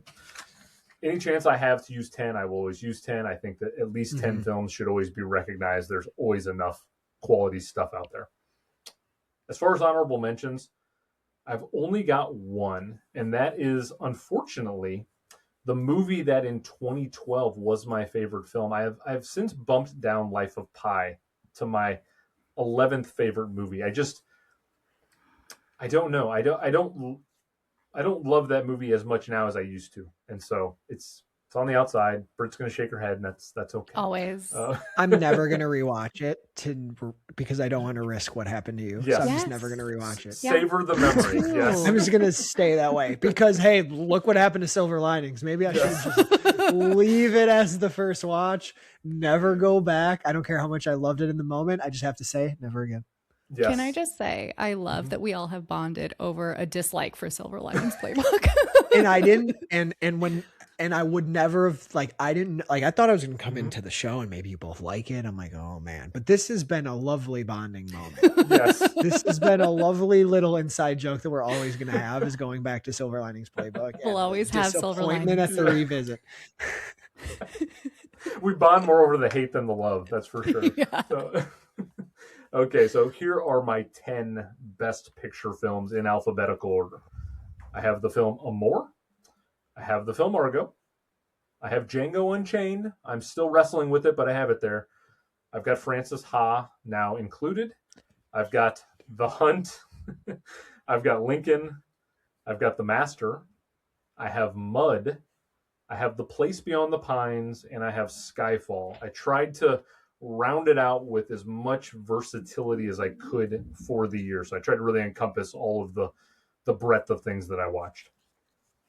And as far as what you might think I'm going to pick, I've given The Master a heck of a lot of love tonight. And so The Master is probably what people will expect to come. Here's my swerve moment, because this movie that I'm going to say is the best film of 2012 is greater than the sum of its parts. It's the film that I think about the most from 2012. It has the best final scene of 2012. It is Thomas Vinterberg's The Hunt, which is so impactful to me. That's so badass. That I'm so glad that we made sure to include it in this year with the little bubble that it was on. Because I was like, I want to really it it was hard for me not to give Mads the win or not to give Vetterkop the win in supporting actress. Like there's so many great components to The Hunt, but in totality, it's a movie that really makes me think constantly, and it's a predicament that so many people can find themselves in, and like to feel ostracized from your community over something that's not your fault. And I don't know, it deeply affects me at a core level, and every time I go back to it, it's tough to watch. And that final scene in the woods with the gunshot, I won't say any more, but it just it's a really profound movie to me, and I think Thomas Vinterberg's The Hunt is the best film of 2012. So I'll leave it at that. Okay, let's go over to Britt now. Andrew, we can still be friends. I'm so happy. No, that I didn't anticipate that, and I'm so excited, like genuinely. I'm so sorry to everybody that had to watch me just like freak out on screen, but no, I have no chill, so we know this about me.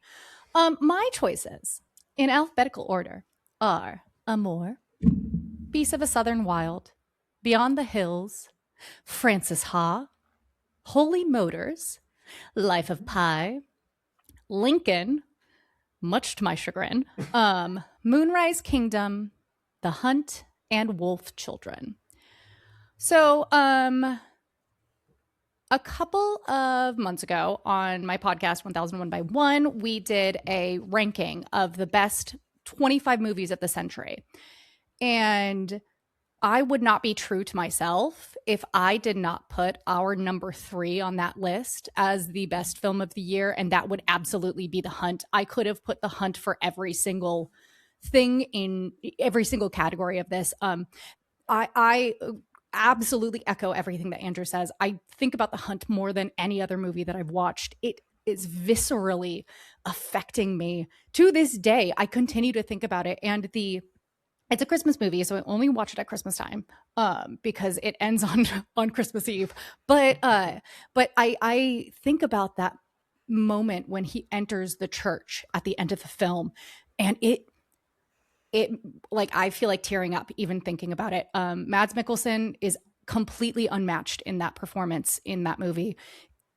Everything works in it. I can't say enough about why The Hunt is the best movie of 2012. And it absolutely is. It's stunning and I love it. And Andrew, I think this is the first time we've like actually agreed on something. It is. Ever in the history of this podcast. And if you want to listen to Britt really dive deep into The Hunt, she did a Christmas episode with Jen and Sarah over at Movies and Us. It's incredible. I recommend. I will have a link for it in this episode, so go check out Jen, Sarah, and Britt having the most insane Christmas episode discussion ever. So they were like, do you want to do a Christmas movie with us? We're going to do The Hunt. And I was like, oh my God, I'm so sorry. I apologize because you did this because of me. But I also always have such a good time talking with those ladies over at Movies and Us. And it was a joy to talk about The Hunt on that podcast. So yeah. Shout out Jen and Sarah. They are the best. We love you. Yes. Okay, Nikko. The Hunt's on the board twice. Jen and Sarah are just legendary human beings. So I had to comment on that too. They've been in the space getting to meet so many people. They're awesome. And it's hard if you want to follow with Best Picture now because you also so well there. If you want more Nikko over at Movies and Us, he did an amazing episode of Hamnet. So that's another really cool plug there. Great stuff. Thank you. It's why I took a little pause when I went to shout them out, and I took a little pause because we have a very special episode about Hamnet with Adam Freed as well. And it literally is an emotional episode. There are tears in the episode, and that moment really bonded us. So shout out to Jen and Sarah for creating the space for us to do that. That was awesome. And shout out to Hamnet. But that's the stage show. That's not the movie. But it was my favorite book. I'm obsessed with that book. It's so good. I haven't seen the movie yet because I'm a little behind, but Britt and I had a little war word. She was bullying me the other day about Hamnet. I was so mad at Andrew. Yeah, he wasn't. Andrew wasn't into that, but I respect it. Yeah. I don't. She doesn't. Whatsoever.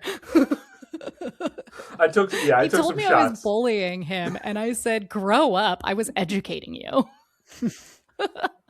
That's true. That is a true conversation that happened. All right, Nico, why don't you finish this off with Best Picture? Honorable mention, Pitch Perfect. Just kidding. I just love that movie. I was like, I legit respect it though. No, I would say it's like it's because it's such like a financially successful movie too. I just wanted to say that as a joke, but I mean it. I love Pitch Perfect, and I'm going to use this moment during an honorable mention to say something. Because on Wednesday I was at a screening. I could not get to The Hunt, and I am kicking myself because I know you said that you love it, and I really wanted to get to it, and I couldn't. And it is gonna be the first movie I watch, not like the next time I watch something that's not new release or for this year's Academy Awards. So I'm so excited. Just each time that you all said it, I was like, that it just sounds awesome. Like, I love your passion for it. So that's the beautiful part about doing these shows and doing stuff like this is you really learn what people like, and like the double endorsement for this has been incredible. So I can't wait to check that out. I bet I'm gonna. I'm also scared to watch it from every single thing I've heard from you all tonight. But I think that's fair too. Yeah. And I loved Another Round, so I'm like, I'm imagining. If you loved Another Round, you're going to be very into The Hunt. Okay. Mm-hmm. Oh, dude, I'm hyped. So, Best Picture. So I didn't put them in alphabetical order, but I'm gonna try. Oh, you don't have to try. Eyes here. No, because it's fun that way. Okay, that's how they announce it on the Oscars morning. It's like alphabetical order. So my best, and that's it. And Silver Linings Playbook won't be here in case anyone watching was like, really was like, oh, is this a bit? And he's gonna like pull a curtain at the end. No, it's not here. Just saying. Okay. So we have Argo. We have Amore. We have Django Unchained. We have Lincoln. We have Frances Ha. I went out of alphabetical order. That's okay. Life of Pi. Perks of Being a Wallflower. The Master. Django Unchained and Zero Dark 30. And Moonrise Kingdom. It snuck in there. It's so good. I'm just realizing no Les Mis love from any of us besides Hathaway. That just clicked. I'm like, no one, it showed up in no list of 10. I'm a musical theater performer and it sucks. Yeah, that one revisiting was tough too, but another Crowe. Day. That's all. Another day. Yeah. It's crazy how much that still stands out as being bad. Mm-hmm. Like I thought it was like hyperbole, and then I went back and I'm like, I am what year? I am 14 years older and I still think it's bad. I'm like 17-year-old me was like, this is bad. So here's what's fascinating about my winner. I understand, like, there's a lot of Best Picture wins that people are like, how did this win that year? Like, this was clearly a movie. It had more wins. Like, how did this? And it's also why I feel like people, like, let's say, like, your favorite director end up, like, it seems like they get a lot of nominations, but they never win director, or their movie never wins Best Picture, because it's like in the moment there's something else that like makes you want to vote for it. And this was really fascinating. So I fought that. It's between The Master and The Life of Pi. And my heart wants to go with The Life of Pi. Like, my heart wants to go with The Life of Pi. I love that. No, but I'm going The Master, y'all. Here's why. And that's why, like, I was going to do Life of Pi, and I'm like, it moved me more.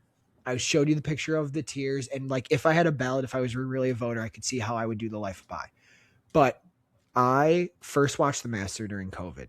And now here's the one I'm talking about, where I watched during COVID and I like really liked it, but it was sandwiched between, I think I watched it between, like, I was doing crazy combos during COVID. I was doing like The Master, It Comes at Night. That's like, I was doing like a ton of like dark movies. I did another like Requiem for a Dream. It's like the first time I saw that movie, and I'm like, just movies that made me all want to like die. And I revisited this and I was so blown away that after this movie was done, I wrote about it. I like started writing stuff down because I did not want to forget. I wanted to think about it. And I was so fascinated at this dynamic. And then it made me think something that, Andrew, you touched on with, Haneke is like, you were like, Amor is like a great entryway into his work. And it made me think in that moment, and this is kind of the reason I drifted towards the master here. I think like when we look at the Oscars for some of these like really acclaimed directors, they usually like reward the movie that ends up being like the most accessible in their filmography. And I'm thinking about how Paul Thomas Anderson has been sweeping this award season for One Battle. And like the direction in One Battle is like, it's a best picture winner. Like it has the makings of it.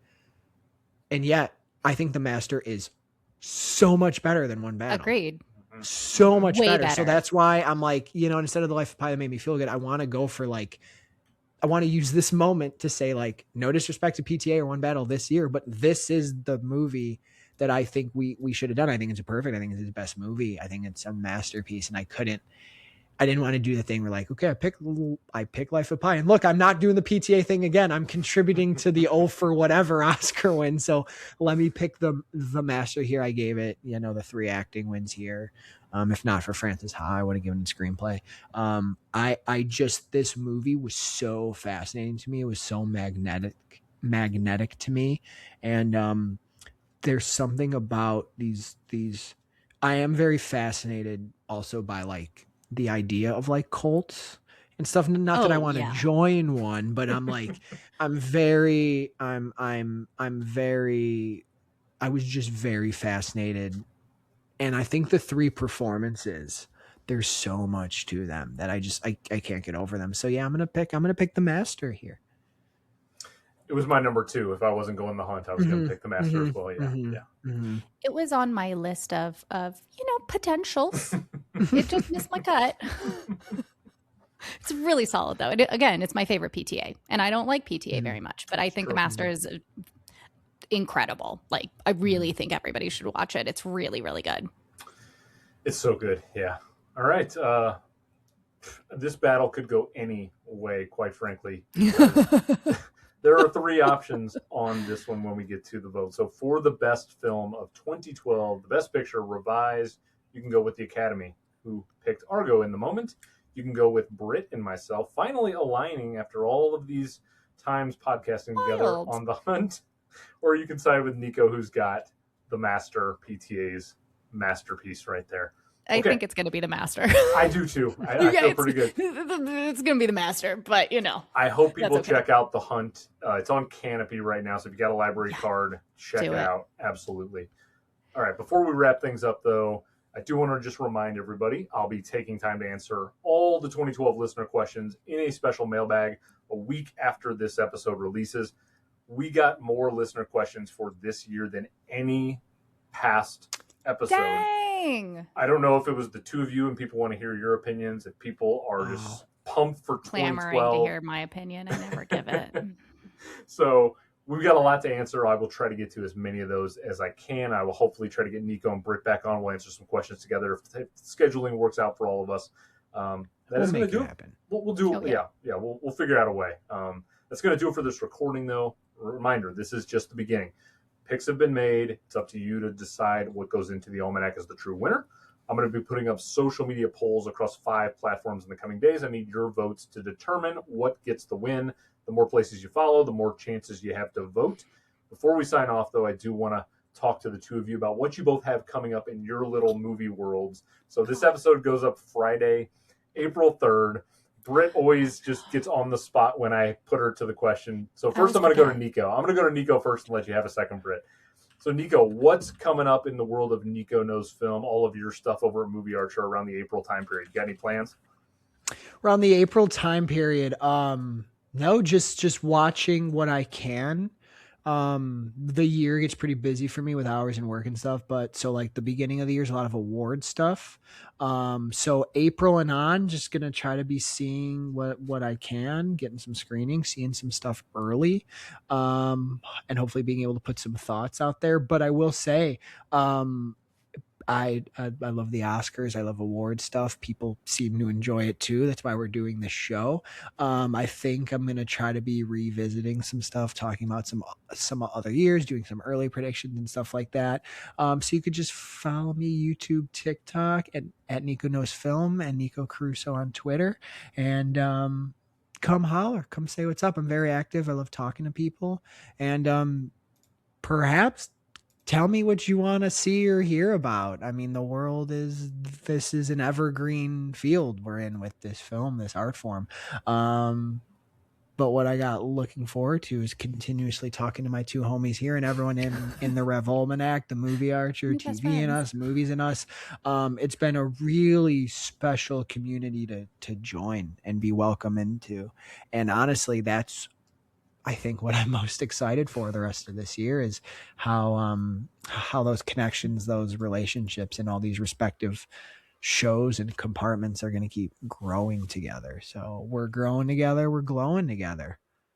Amen. And Nikko makes the best content out there. Like, oh, you're too kind. You make this great little bite-sized content. Like on YouTube, you got these great little 12, 15-minute reaction videos. If you go over to your TikTok, you've got even shorter little bite-sized pieces. And so I always get excited when I see a TikTok and it's Nikko sitting in his car getting ready to digest something in the movie world. Or like you bring a great fresh face to the movie space. And so I'm so fortunate I get to work with you in the podcast network we're a part of. Nikko and I are going to be getting together at some point over the summer in conjunction with the new Spider-Man movie coming out. I forgot. Yeah, dude. So Nikko's a Spider-Man sicko. He's got a bunch of stuff on his shelf behind him over there. I'm a big Spidey sicko. You'll see it all. We're gonna deep dive Spidey over the summer for sure. I'm a big Spidey sicko here, so we'll see y'all. We'll see y'all talking Spidey in the summer and lead up to Brand New Day. Yeah, that show I'm gonna be. Yeah, I'm going to be a menace in the best way. Nikko's never responded to a text message faster than when I asked him if he wanted to come on and talk It about was Spider-Man. embarrassing. It was embarrassing because my first thought, my ADHD brain went to, if I don't respond right now, he's going to pick somebody else. If I don't respond right in this moment, I'm going to miss my window forever. And then Andrew and I, whom I enjoy, will never get to talk about Spider-Man, and therefore my existence, failure. Passion is very important, and I respect your passion. Yes. Likewise. Yeah, we're going to have some fun. I can't wait to do that. All right, Britt, what's coming up from the 1001 by 1 trio over the April period? I pulled up our schedule because I have no idea what's happening week to week. What are you talking about? I don't do that shit. So by the time that this comes out, we will have just released an episode on Crash as a 1996 tie-in. If you listen to the 1996 episode, you know I hate that movie. So let's see what happens on that episode. After that, we have Safe coming up, which I'm really excited to talk about. And then we start going into our Kubrick ranking. So we will have A Clockwork Orange coming up, The Shining, and Eyes Wide Shut before we do an official ranking. And following that, everybody finally gets the episode they've been waiting for. It's our Joker episode, which is gonna be terrible for me. So you should absolutely come by and check us out. We're at 1001 by 1 on TikTok, on Twitter, on YouTube now, which is really fun. We also do 1001 by 1 by 3 where we do rankings and we take, we do more popular movies that are in the zeitgeist at the time. We're going to start doing a new series where we take each year that hasn't been included in 1001 by 1 and share 3 movies we think should be added to the book since they haven't updated it recently. So that'll be fun. And if you just want a really weird recommend from someone, I'm at Britsby Hobnob everywhere. I'm not super active, but I like to chat. So I'll give you a weird foreign film. That's an unhinged lineup you guys have coming up over there. You know what? That is outstanding. Yeah. Have you seen Todd Haynes' Safe yet? No, I haven't. And I think I'm going to. I actually don't know how I'm going to feel about it because Todd Haynes, I either love him or I hate him. So it could go either way, but I think I'm going to love this one. I think this is a Brit film. and like post COVID, it has only gotten more frightening. I think this is one I'm going to be really on board with. I'll be disappointed if I'm not, to be honest. The Kubrick ranking too, with the 3 of you, is going to be all over the map too. It's going to be a mess is what it's going to be. But it's going to be fun. Awesome. And again, Britt will be back on the show every 3 months. We'll be doing some animation coverage. So got a lot of stuff in the works there. And for sure. I'm sure Britt and I will get pulled into some sort of collaboration over on any number of podcasts that we've been asked to do, which I'm always happy to do with Britt. Yeah. Anytime we're both asked to do something, we're like, do you want to just do it together? Because I'm never going to do it by myself. So. All right, so I'll make sure to have all the links to everything you two are doing in the show notes. So I hope everyone does support and follow. And you guys are the best. This was a blast. This was so fun. This was amazing. I do want to, but you're the best. We should shout you out, dude. Andrew, you doing this and putting together all these shows are incredible. I mean, you're like such a beautiful historian of all this, and it's like the way you bring people together, like you are making people like us and listeners discover so many more new movies and opening so many more perspectives to these things. So I want to give you credit too. You're really good about hyping us up, but we need to hype you up too. Wait, it's an honor, my friend. It's an honor. Yeah, I guess you're fine. That's the best. See, this trio is amazing, dude. Come on, wait a minute. Wait a minute. We got to run this back like really soon. The clips, dude. There's like 10 clips in here that you could just put out. Oh man, I can deal with that Britt compliment way better than I can deal with the Nikko compliment. That was but I appreciate it was the that. Perfect moment to follow that moment though. It was perfect, and we're just gonna leave it there. End of episode right at that moment. Cut. I do want to shout out though the next episode I've got coming up. It's gonna be the 5th episode of this season. It'll be in May. I've got 2 more first-time guests along with me for that one. So I'm going to be talking with Morgan over at the Hall of Film, and I'm also going to be talking to a young filmmaker. Her name is Sydney Strange. The 3 of us are going to be covering the most recent year I've ever covered on the show. We're going to be covering the famous Parasite year, 2019. That is a massive year, a lot to unpack there. So we will have a lot of fun with that one. So I would not be able to nominate anything but Parasite. So if Jessica doesn't get some love, I'm going to be very upset. I will not say where I'm standing on any of those. That's coming very, very soon. Again, you can find me on Instagram, TikTok, Twitter, Letterboxd, Threads, Blue Sky, everywhere there's a social media place. The handle's Rev Almanac, and I'll have timestamps on all this. So if you need to go back to a certain category, you can check out any of the things we were talking about here. Absolute pleasure talking to both of you. We are 100% going to do this again. I would not want it any other way. This was one of the most energized, crazy, fun podcasts I think I've ever done. So, amazing. It was fun. All right. That's going to do it for us. I'm Andrew. Can't wait to see you next time.